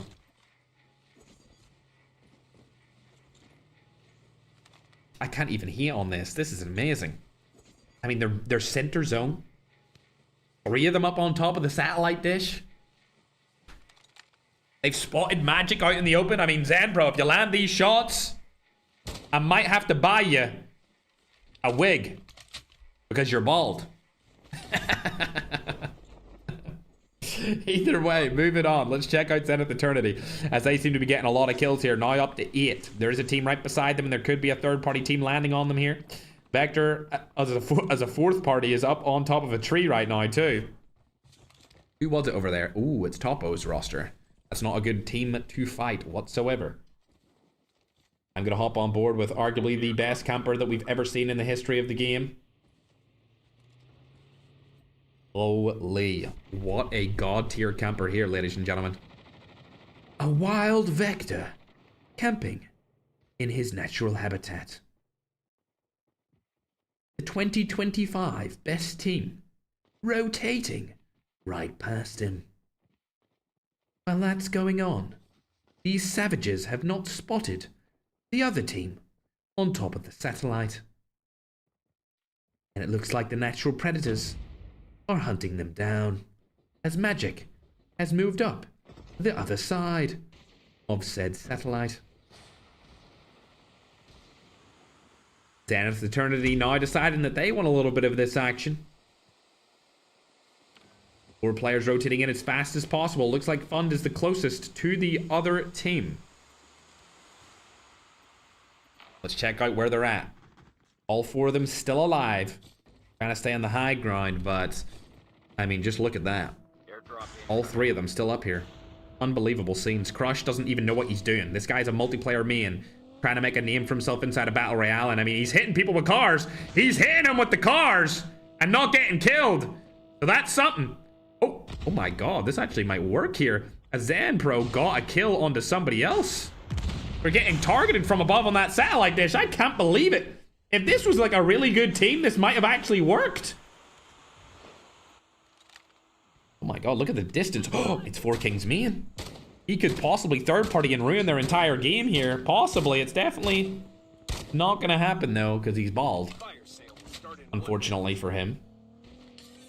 We'll hop on board with 4King's main, as they seem to be looking good here. 7 eliminations on the board. This is going to be their 8th for free here. There it goes. 8 eliminations. They don't need to worry about a thing, as they're outside of the zone and there's nobody around them anymore. Crush unfortunately dying to K9 Flex. And it looks like Layla was able to take down Matador. Azok's last alive for the King Ali team. Nobody coming through Revive Flight anytime soon as well, so things have kind of slowed down. The whole chat spamming to look at where Vrenzu is right now.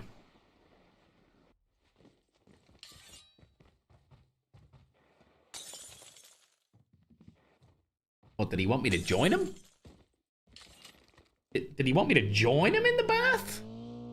What? Why was he in there? Huh? Time for a fire sale. Why was he in there? Yes, we do in fact stream this on 3 different streams. We've got the TikTok, which is the most Zone is collapsing. viewed stream. Then we got 2 YouTube streams, the main broadcast. Of course, all of the players are streaming their POVs as well if you want to go and watch any of them. Renzi decided he wanted to come into the zone. 4King's main still chilling. Like 4 villains. Airdrop has been delivered. They don't even need to rotate yet. They can just stay out here for as long as possible and let other people make mistakes. Speaking of making mistakes, I think... No, they're still alive. I thought Poison Ivy had died, but they're in the second page. They're still up. They don't have many kills, though. Leap also still alive. I don't know if this is a play that they want to make here. Good with the need? Does it go that far? I don't know. XPR. Shot right onto the head. Don't think that need hit. Need a little bit more of a higher vantage point to make that land. As good as rotating around the other side, Tom Pips. Void has been spotted here. Keep in mind, they're both Filipinos. He could easily get this kill. Oh my god. What the hell just happened there? It said that Guy killed himself, but that wasn't going to happen. Oh my god.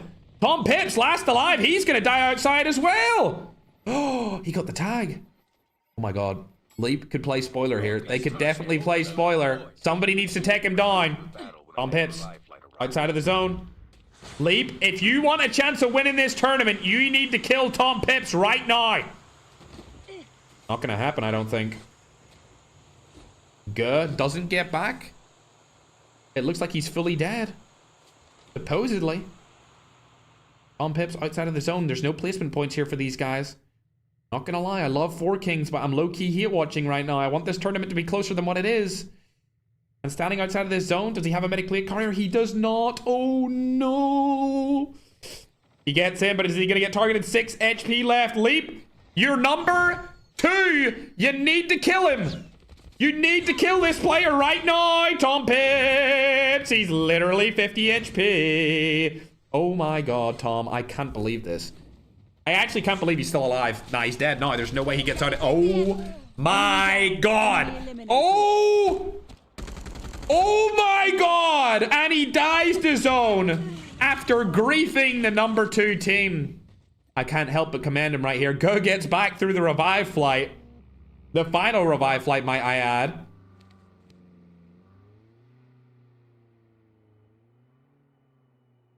I can't even be mad at this.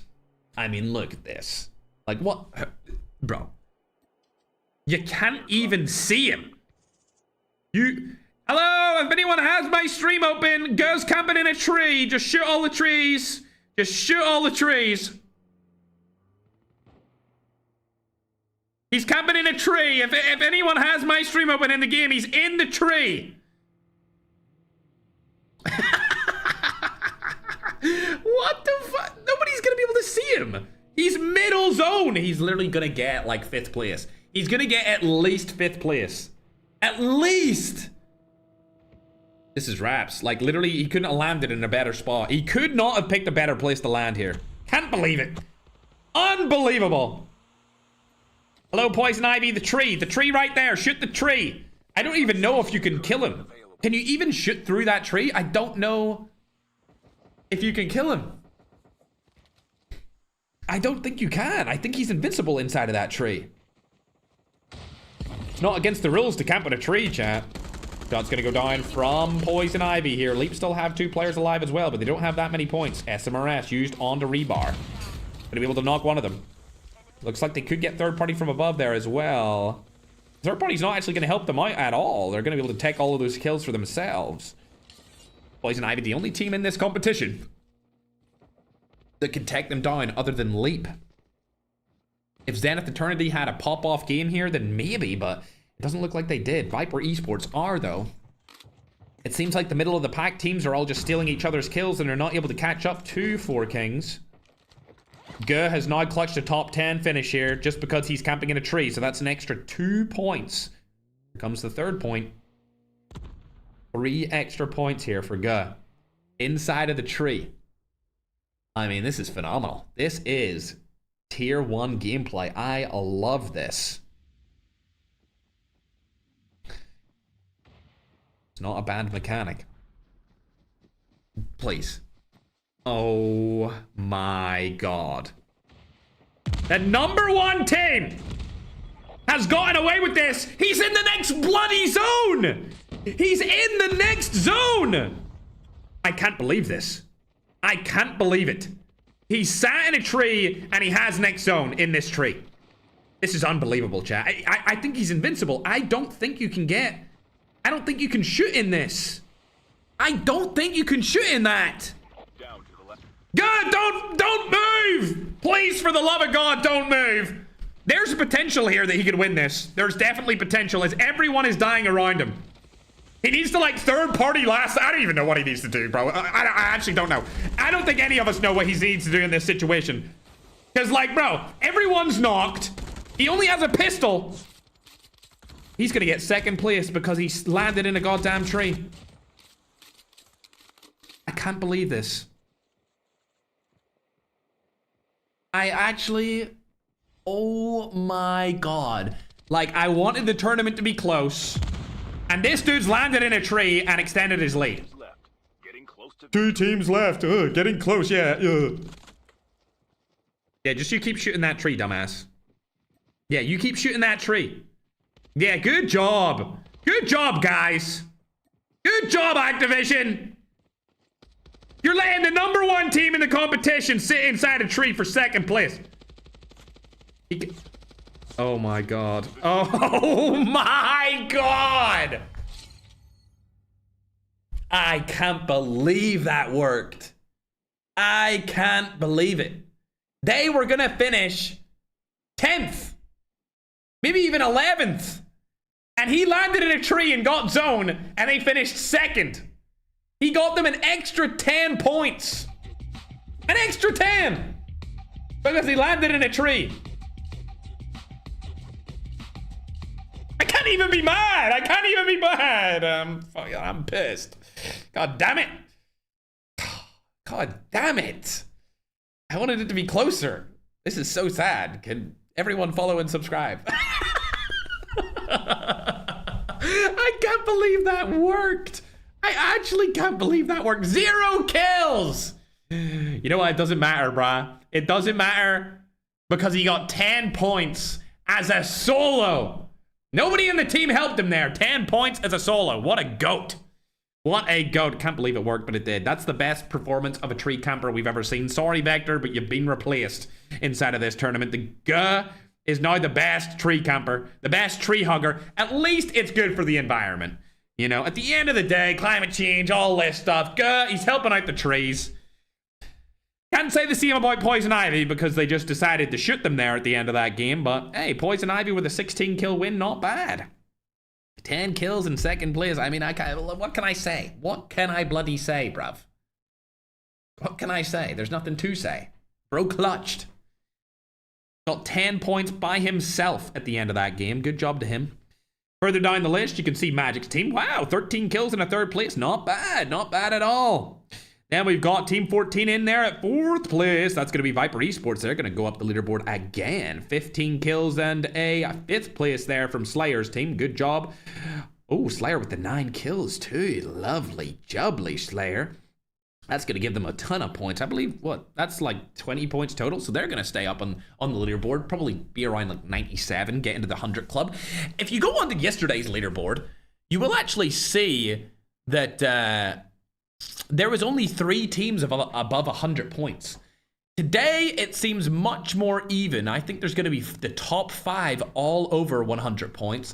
I don't think QTR are going to get over 100 because they've had a bad couple of games for the last 2.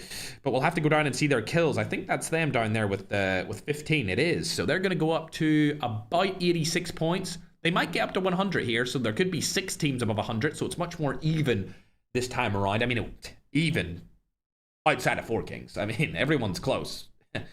Except for 4 Kings. God damn it. Anyway, I like my tournaments when they're closer. You can see everyone spread the kills evenly there, though, on that game. Go further down the list. There's not many kills towards the bottom, obviously, because they died instantly off spawn. But we're getting ready for our next game, which will be the 7th and final game. I've been told that Go is bugging. I don't believe that. All right? I don't believe that he didn't want to be in that tree. And don't worry, it's not against any rules. As long as you follow and subscribe, it's not. God damn it. Follow and subscribe right now. It's not against any rules. But I'm not believing anyone that says, oh, he stayed in there because he was bugging. He stayed in there because he couldn't get shot. All right? Nobody's seen him. He was invisible. And invincible. Well, until the end when they just sprayed the tree. But before that, he was invisible, all right? Good strat from him. Well played to go. He clutched up there in the main stage. Oh, he was... Oh. Oh, he got the ninja bug. Oh.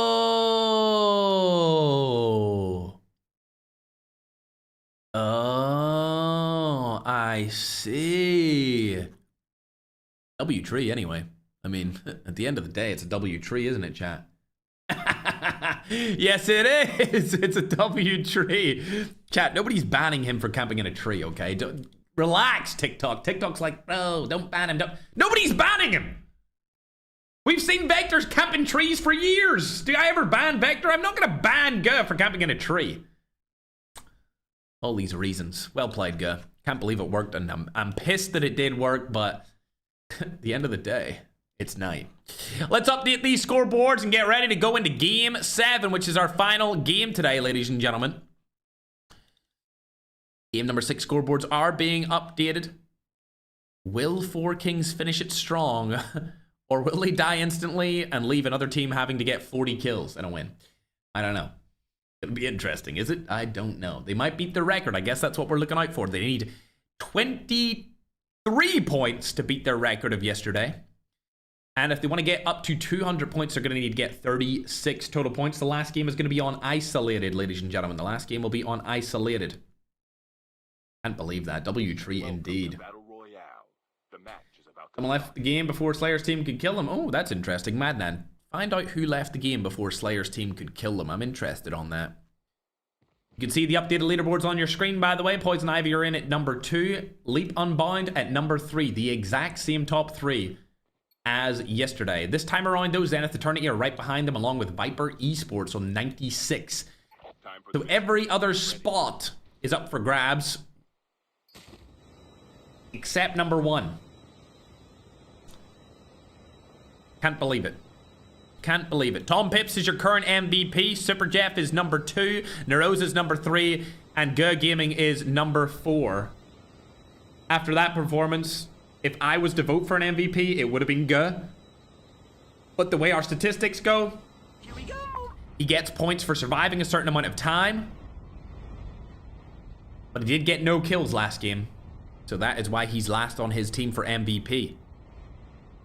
Dre's down in 5th for MVP, tied with Layla at 45. Slayer is 6th at 44. MJ below him at 42. Necro 38 and Lotex 37 for the MVP scorings. Looks like there's teams instantly into the fights here, as it looks to be 4K Joker fighting against Flex in the Latin American cooking roster.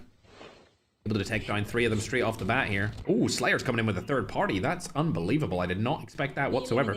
But they are landing in heat nowadays instead of dormitory, because of Bullboss and Ken are landing in dormitory. Shots go down. This should be a free kill. Yes, it is. Good job to Slayer to get that trade. Bang. See you later, alligator. Redmond's also landed up here. So there were actually 3 or 4 different teams. Wow, 4 teams landing on heat. That is something. Oh, he spotted aim. He knows he's over there. Let's check out where Lotex says he spotted Instinct. Necro's further back on that side here. Fund knows that aim's in there, so he could pop a little window nade and get a kill. Zombie Duck shot him from the side. There we go. Good trades on the plates. Aim on top of the roof now. This could be an easy nade double kill if he lands it. Oh, I don't think Fun knows that he's on top now. Necro shooting from the side. Lotex over on the other one. Shot should go down here. Gets a free kill on to Zombie Duck. Spotted aim over onto the side as well. Zenith Eternity making a case to why they're the best team outside of the Philippines right now. Looks like aim and Belux get out of there. 4 eliminations at the start of this game. Holy Father, what are you up to? Camping in a tunnel. You know what? It's whatever. Four Kings main. Has anyone landed near them? Let's load up the map. No, they haven't. Great. Somebody needs to step up and kill Four Kings. You can't keep letting them get away with this. There's nobody around them. They spawn into a game, get no fights early, get 2 loadout drops, and then win. Nah. Somebody needs to stop this. Somebody needs to take them down. They're about to go back-to-back in the back-to-back, hosted by the back-to-back.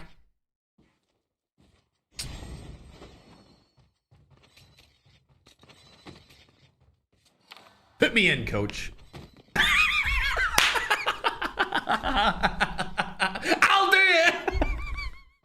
The safe zone is collapsed. Crying baby versus atomic fucking bomb. I'll 4v1 them. Totally legit. Totally would do it. Agree with me.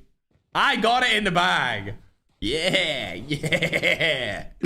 I got this. Put me in.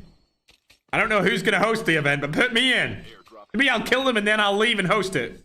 Right? Yeah, chat agrees with me. I'll take him down. Somebody's gotta do it, you know. I'll take the hit for the team. At the end of the day. Going over to Low-Tech's Necro and Fund. Apparently there's another team around them. I don't know where they are. Slayer died to them. It looks like they rotated away, though. Oh, Airdrop has been delivered. Not sure where they were. Winter's able to get a kill right there, though. Lovely jubbly. There's a team pushing him. Oh, it's the Africans. Dell lands a snipe right onto him, but Aegon's going to be traded with Rami. Dell's on the other side of the tunnel here. Rami, last guy alive for his team, trying to do something, but he's going to die to a hoverbike. Yo!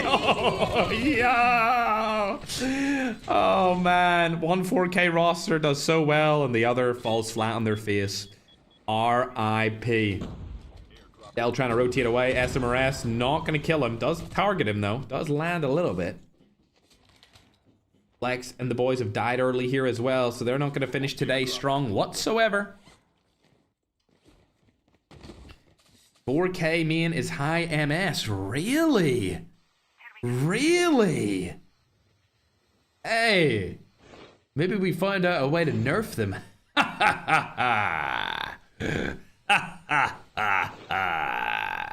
That's what I like to see. Finally. They won't dominate this game, will they? Surely not. Not on high MS. Surely they don't cook now. God, why did we not do this before? Who's got the server then, ladies and gentlemen? Who has the server? EU! Really? It's a European server this time around. I'm expecting big things from Zenith Eternity. I'm expecting very big things from Zenith Eternity, actually. Interesting. Wow. Low-Tech's has 44 MS. So it's either Europe or Middle East. That's the server. Ladies and gentlemen, for YouTube, what do the Middle Easterns have? What ping do the Middle Easterns have, ladies and gentlemen? Can we get an update on that? Oh, this could be a big game for Ken if the Middle Easterns have the server. Ferg Batty. Guys, we don't need to spam that on TikTok, guys. Please don't screen record this and put it on all of your stories and post it on the Clipper pages, please, guys. Guys, you're too generous.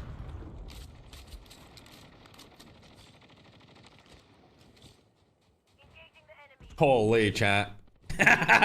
Complete silence. Wait, chat, how much ping does 4K have? I'm actually curious. I feel like it's Middle Eastern ping. Ken. Bots poison ivy across the map here. Not able to do much to him. Looks like they've spotted a different poison ivy team down behind them on nuclear plant. Oh, they have... Oh, okay. Badman, go on everyone's stream and check their MS. I want to know what server they're playing on. 90 MS is bad, but it's not... It's not terrible. They can quickly put on a VPN. Sorry. They can put on a VPN. To whatever server they're playing on. Sorry, I had something stuck in my throat. As it looks like Ken's going in for the knock over onto Secret. The third party angle, though. Oh, dearie me. Cannot get the kill, Ken.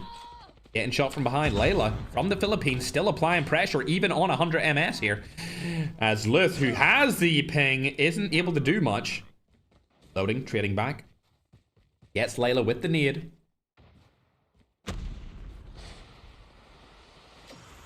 Oh my god, Magic's on 50? It definitely can't be Middle East then. It must be Europe. Ooh, what a shot from Zluth. Layla didn't stand a chance. Oh my god. Insta kill, broski. That's what we love to see. Oh, dearie me. There we are. Gray goes down, leaving only a couple more players on that team. Lots of players have already died. It's one player, Rusty, last alive. 4 Kings still on 0 kills. Not that it matters too much. It would take an absolutely god tier play here. A world record play. For Zenith Eternity to catch them. So it would. Chapo on 50 MS? If Chapo and Low-Techs are in 50 MS, guys, you cannot keep calling me a baddie on TikTok, guys. Guys, please, you're gonna make me act up. Guys, please. I don't know where he's looking at with that. I wonder who has a VPN on and not. Because if Go's on 90, I feel like... yeah, it's probably Europe. But Low-Tech shouldn't be on 44. He just shouldn't be on 44 if it's on there. You know? That shouldn't be a thing. Either way, 4 Kings main making their push into the zone. Coming in late. This is probably going to be their worst game because at this point, I mean, they don't really mind. Rusty's out in the open here. SMRS. Bro, he's done for. He's actually done for. There's no way he gets out of this situation at all. At least he got his teammate back. But I mean, that's all she really wrote for him. Double SMRS. Wow, they didn't get him. Crazy. Now they're going to be fighting against another really top team here. It's going to be Team 21. They've had a little bit of a bad day. But they could still finish top 5 and in the money. That's for sure. Slayer's on 20. Okay, then it's definitely Europe. Anything below 40, like the servers beside you.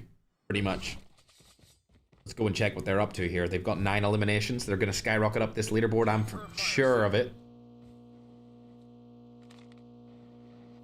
Slayer. Going close. He's feeling confident here, but he does get taken down by an exploding car, unfortunately. SMRS or an FHD. Might have even been that Desperado. Shot goes down with a sniper fund. Able to land once now. Giatai right beside him. Shots need to go down here heavy. Able to take him down. Well, they should get Slayer back through the revive flight after they pick off Panda here. 11 eliminations on the board for them. This is good. This is going to swing the leaderboards quite significantly. They might be able to get second place here, depending on what Poison Ivy are up to, and I don't think Poison Ivy are up to much. Alongside that, I don't see Leap Unbound anymore. So it's really down to Zenith Eternity to take that number 2 spot. 4 Kings main decided they didn't want to fight a bull boss. They're just playing for the placement. Now there's 17 teams still alive. Hey, Crush! 22-11. Remember earlier when you said that 4 Kings main were not going to win back-to-back? I see you in the YouTube chat, Crush, with your lovely profile picture. I read that out loud. I read that out loud. I'm just letting you know. Remember, everyone, if you want to qualify for any of these tournaments on the global server, you're more than welcome to do so using the link that's in my TikTok bio or the pinned comment of my YouTube streams. If you want to enter a team of your choosing to try and qualify into these finals and have a chance to win the $10,000 prize pool, everyone's welcome. You just need to be over the age of 18. There's about 5,000 people or so in that server already just for tournaments. Airdrop incoming. 4 Kings main are not taking any fights. They're playing it the way they should, considering they do have that high MS. They don't need to fight anyone. To be fair, though, they have been playing the same way the entire event. It's interesting. Tom Pips is the only player I see use the JAK-12. And he does it with a tactic using Rewind, where he jumps in, rewinds back after he gets one singular knock or does a bunch of damage. And then his secondary teammate comes through and nails the remaining players. Speaking of nailing players, though, 13 kills from Zenith Eternity, looking absolutely scrumptious. And it looks like Zen Problems on the tippity top of launch space right now. They've taken Zenith Eternity's strat to stand up here. Bro! Guys! Oh my god, come on, guys. This is ridiculous. You can't be doing this, huh? You can't be doing this. Gut able to take down Ranzu. Now they're in a 4v4, down to a 4v3. Ranzu's been fully eliminated. They're chasing him down with the snowboard. Look at that movement. Looking real good right here. SMRS, but... Oh, good. Didn't see the guy right beside him. Instinct. See you later. Enemy eliminated. The Cod's the last alive for that team. They weren't unfortunately able to get him down there. Dog It looks like the other kill was stolen from them by Zenith. Zenith Eternity now with the MS on their side. A 4v4 fight could come through. It's actually a 4v3. This is definitely going to go Zenith's way. They got the ping advantage and the player advantage. Lotex lands an easy SMRS to the face of Tom Pips. That now makes it a 4v2 situation. Our number 2 team going against the number 1 team. Then number 2, because they already have 16 eliminations for this game, so they're right beside Poison Ivy. And last time I checked, Poison Ivy, ooh, they're back into the action. They got all 4 players back, but they only have 1 elimination. Akaza found across the map here. Super Jeff has found Lotex as well. Hacker could be used. Slayer getting killed outside of the zone. That's a bad spot for Slayer to die to. Lotex should have called out exactly where Akaza was, because he's seen him. Oh my god, Lotex and Slayer getting 2v1'd on their own home server. Oh, they're getting picked apart on EU ping, ladies and gentlemen. Necro, last alive here. Speaking of last, this is going to be the last revive flight that they could possibly have, too. Of course, it was 2 different teams that actually chose to fight them there, but my god. I did not expect them to get discombobulated just like that on their own server, ladies and gentlemen. Snowboard, no snowboard enabled. Medic plate carrier enabled. Gets his teammate. Will he get him in on time? I don't think that's going to work. It's not.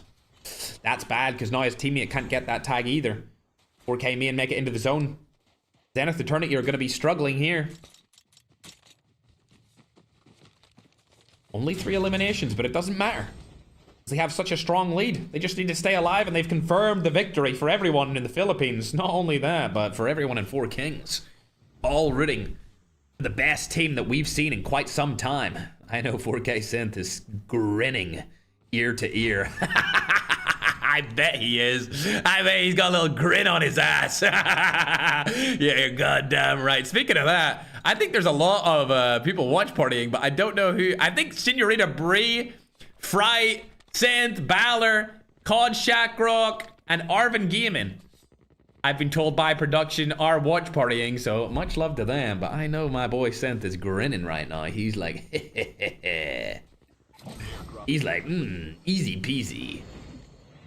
Speaking of easy peasy, though, Cannibal Balls, Luth, and Loading having another great game here. They had a good game at the start of today's tournament, and they're having a good game at the end of it. They've spawned another cross-regional team here.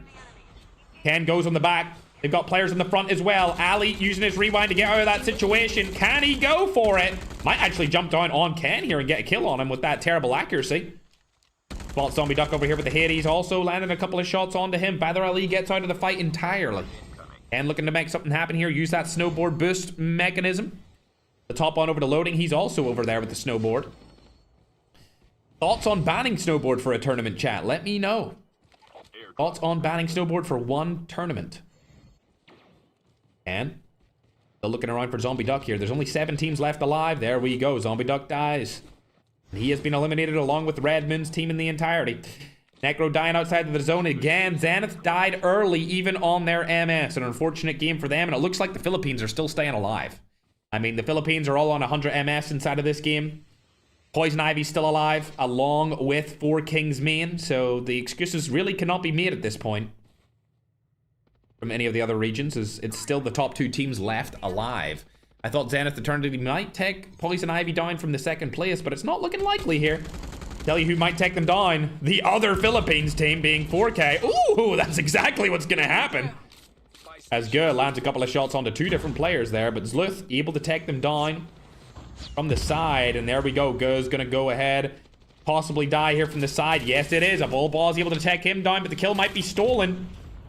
And QTR looking like they're going to make a case for them to go into the top 5 here towards the end of this game. 10 eliminations from Ken. Phenomenal job. Misses a couple of shots there, but it doesn't really matter as he's going to rotate out of that position entirely. Hopefully he has enough meds there to heal up with the 6 plates that he's brought into the end game. Loading only 1 kill this time around, but there's the 2nd, and hopefully here comes the 3rd onto Rusty. Not going to happen just yet. Ken's going to trade with that. He needs to get into the zone, though. Into the zone right now, he needs to go. 26 eliminations. Ken last alive in the team. Viper Esports also still alive here. Is that a fucking tank in the end game? Oh my god! Oh my god, guys, you can't keep using this tank. I mean, it's not banned for a reason, but my god. This is the third game we've seen people bring tanks in. Hey, maybe they're actually usable inside of esports. I mean, they're not as OP as a Jackal is, but I mean, at least somebody's using them. You know what? At least he's not med stratting yet. He's still there. You know, Necro's outside of the zone. He's been outside of the zone for like 5 minutes. Can able to pick up another kill onto Tom Pips. That's the last remaining player from Four Kings dead. 27 eliminations is real good right here. Unfortunately, Ken, you're not going to do much more than that. As Viper are right beside you. Oh my god, look at the snowboard movement here. He's still dead, though. There's no way he stays alive here. If Ken somehow wins the game, he might be one of the best players in the world again. We haven't seen him play in quite some time. Wow, that rotation was absolutely beautiful. 4v1, there's absolutely no chance he wins this. There's 0% chance that Ken wins this, unfortunately. Yeah, it is what it is. And Viper Esports able to take that last game with 9 total eliminations. Not bad whatsoever. That's going to give them a total of 24 points with the first place finish. Did a lot of no-ban snowboards in the chat. Let's look at this final scoreboard. I think it's safe to say who won. I don't know about you, but I think, you know, it might be close. What do you guys think? It was a close one today, right, guys? Like, 41 kills and a win. It made it real close. Thanks, Four Kings, for that. Thanks for that, you know, just ruining the entire last game. Anyway, a Bull Boss in the team with 27 and a second place. 37 points for them. 22 kills and a third place for King Ali. Unbelievable end game for those broskies. I love to see that. Then Slayer's team, Zenith Eternity, coming in with 16 and a fourth place. That's going to give them 22 points. So all of those teams are going to rotate up over onto the list. But yes, I know you're waiting for me to say it. I know you're sitting there waiting for you. Say it. Say who won. Say who won. As if it wasn't obvious. As if it wasn't destiny for the best team to go back-to-back in the back-to-back hosted by the Back2BACK. Ladies and gentlemen, we don't even need to wait for the scoreboard to update. It's official. Four Kings are your back-to-back, hosted by the Back2BACK, $10,000 back-to-back tournament champions. Can't believe it. I actually can't believe it. Like, girl camped in a tree. I don't even want to go on a tangent, but they dominated again. They literally did lead all over the other teams yet again in back-to-back days. They had a rough start, an amazing middle of the tournament, and a solid ending. I mean, like, they finished 5th in their final game. That was their worst game of the tournament. And they still finished so far ahead of everyone else. They probably still had a 40-point lead at the end of this tournament. I can't believe it. Somebody needs to take them down. You guys are letting them live early game. This cannot keep happening, bro. You cannot keep living the Four Kings get out of their spawn with 2 loadout drops. It's getting crazy. It's getting unbelievable. You need to take them down, bro, okay? These tournaments need to be closer, all right? You know, yesterday's tournament, let me pull it up. Yesterday's tournament was closer than this. Poison Ivy were 12 points behind them. Today, the gap's going to be like 40 points. Come on, guys, please. Please, I'm begging you. You need to make these tournaments closer. Unbelievable, bruh. Unbelievable. I don't know where anyone else ended up. I just know that the Four Kings went back-to-back in back-to-back days in the back-to-back tournament hosted by the Back2BACK champ. Unbelievable. I guess they can call themselves the Back2Backs now too, goddammit. I had that title all for myself. And now the Four Kings have taken it from me.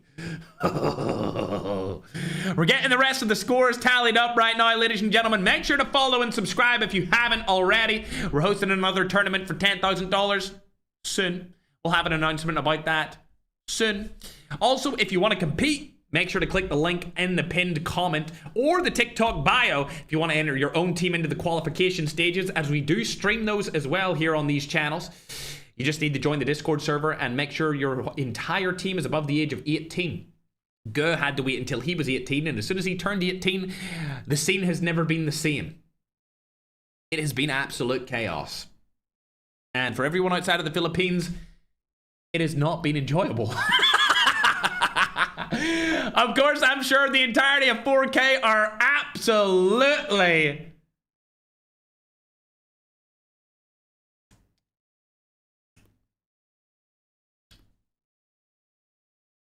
amazed by the fact that their main team won again. I'm going to get the scoreboard up on the scores. If you're over on YouTube, you'll see it first. That was the rule set played today, but there is the tournament standings. As you can see, like expected, I mean, I already confirmed it. Who won today? I mean, everyone knew. Not making it interesting for me whatsoever. It's fine, you know, it's fine, like, whatever. 4 Kings! Again! Winning with 172 points. Like I said, about 50 points ahead of number 2. Poison Ivy finishing the second place position again. That's going to be them second place, I believe, back-to-back second places, as yesterday they finished with 174. Today was a much closer tournament between the middle of the pack teams. We had 5 teams get over 100 points, with Zenith Eternity finishing in 5th. Surprisingly enough, I thought they would have finished a little bit higher there, but it looks like Viper Esports and CJNGQTR took over them in that last game. Not by much. They were actually about to get second place there, but they missed it by 1 singular point. If only they had got 2 kills towards that end game. But yeah, 4 Kings yet again. Coming in and dominating on the biggest stage in Call of Duty Mobile Battle Royale Esports. Unbelievable performance from them. All I can assume is that Go's mum is in the room right now and she is having a blast with her son. I just wish it could have been closer. I just wish it could have been closer. What is this? What is this, chat? Either way, 4 Kings first, Poison Ivy second, CJNGQTR is third, Viper Esports is 4th, Zenith Eternity fall to 5th, Leap Unbound fell to 6th. Because they died at the start of that game. They went from like 2nd to 6th real quick. Then King Ali went up the leaderboard a little bit, up to 82 points. They finished in 7th. Manitos Macacos, which is Magic's team, finished in 8th. Another Latin American team, Chucha Prime, finished in 9th. And another Latin American team finishing in 10th. As you can see, I mean, the 10th spot, only 46 points down there. That wasn't a very good performance from them. But either way, remember, if you want to join these qualifiers with your good team and scrim against the best players on the planet, join that Discord server, link down below. Also, if you're curious about the double XP COD Points situation that's going over on the COD M web store, you can check that out too. I think it's linked in the bio of our YouTube. It's not linked anywhere on TikTok, but you can go to our YouTube stream and see the bio, and you can click on that in the description. And if you want to get COD Points, more COD Points for cheaper, go ahead and do so. The MVP scores, I'll see if they're tallied up yet. They're actually not tallied up at all just yet. I'm going to assume after Game 6 it was Tom Pips who was the MVP based off 62 points that he got total. We can see Tom Pips right there did get 2 kills that game, so unless a player from a different team took over him, it's most likely going to be Tom Pips. Right on cue, we do have the MVP tally. So in 10th place we have Necro, then Bolivia, Layla, Dre, Lotex, and then Slayer is in at number 5. I'm surprised I don't see any of the players from the team number 21 in the MVP list, that's just really surprising that none of the players like Ican, Bullboz, Zluth, or Loading got into the top 10 there for overall MVPs for this, but who knows? Maybe the middle of the pack could be a little bit iffy. Either way, I'll tell you what's not iffy is the top 4 for the MVP performances. In at 4th, we've got Go with 56 MVP points. 3rd is Neroza with 57 MVP points. And 2nd is Super Jeff with 59 MVP points. which means that Tom Pips is your back-to-back Finals Day MVP with 66 total MVP points based off today's performance. So congratulations to Tom Pips for absolutely cooking on the main stage in front of absolutely everyone in the COD Mobile Battle Royale esports world. Good job to him, and good job to the Four Kings roster. I'm sure everyone over at Four Kings is proud. Of course, Amia's, like I said.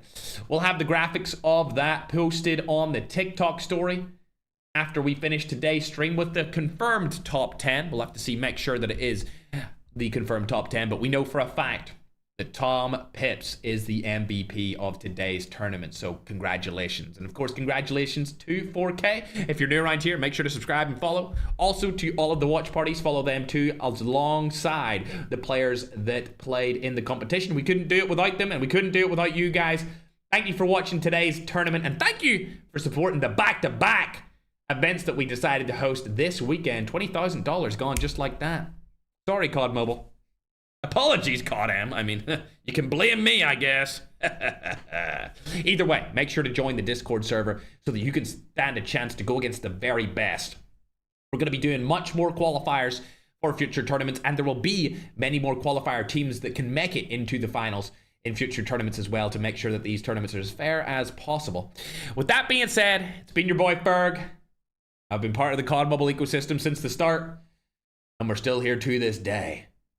Live your life with purpose. Do something that will help you mentally, physically, financially with the rest of your day.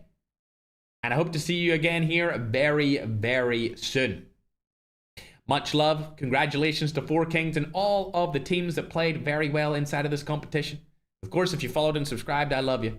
Make sure to check out those other players from the stream that are still going to be streaming after this event ends. They're still going to be live, so go check them out. And just before I leave, make sure to go send some love to Holy Father. I know he's going through it. Make sure you go over there and you say Ferg loves Holy Father. You say that, TikTok. I'd appreciate it. Go say Ferg heart Holy Father, or Ferg loves Holy Father. Go right now, because I'm ending my stream. If he's still live, go and tell him. Go tell him I support him. Crazy betrayal. Don't like it at all. I'm going to shoot him a message as soon as I finish this stream here. But either way, chat, much love. I'll see you guys in the next live stream. We'll probably open up some skins. So we will. We'll probably open up some skins tomorrow, maybe, on live, just in Call of Duty Mobile. But either way, that's going to do it for me. Much love. See you guys in the next tournament if I don't see you in a regular stream. Bye, broskito, my little scrumdiddly do, my little Perky Barrington, though. Bye.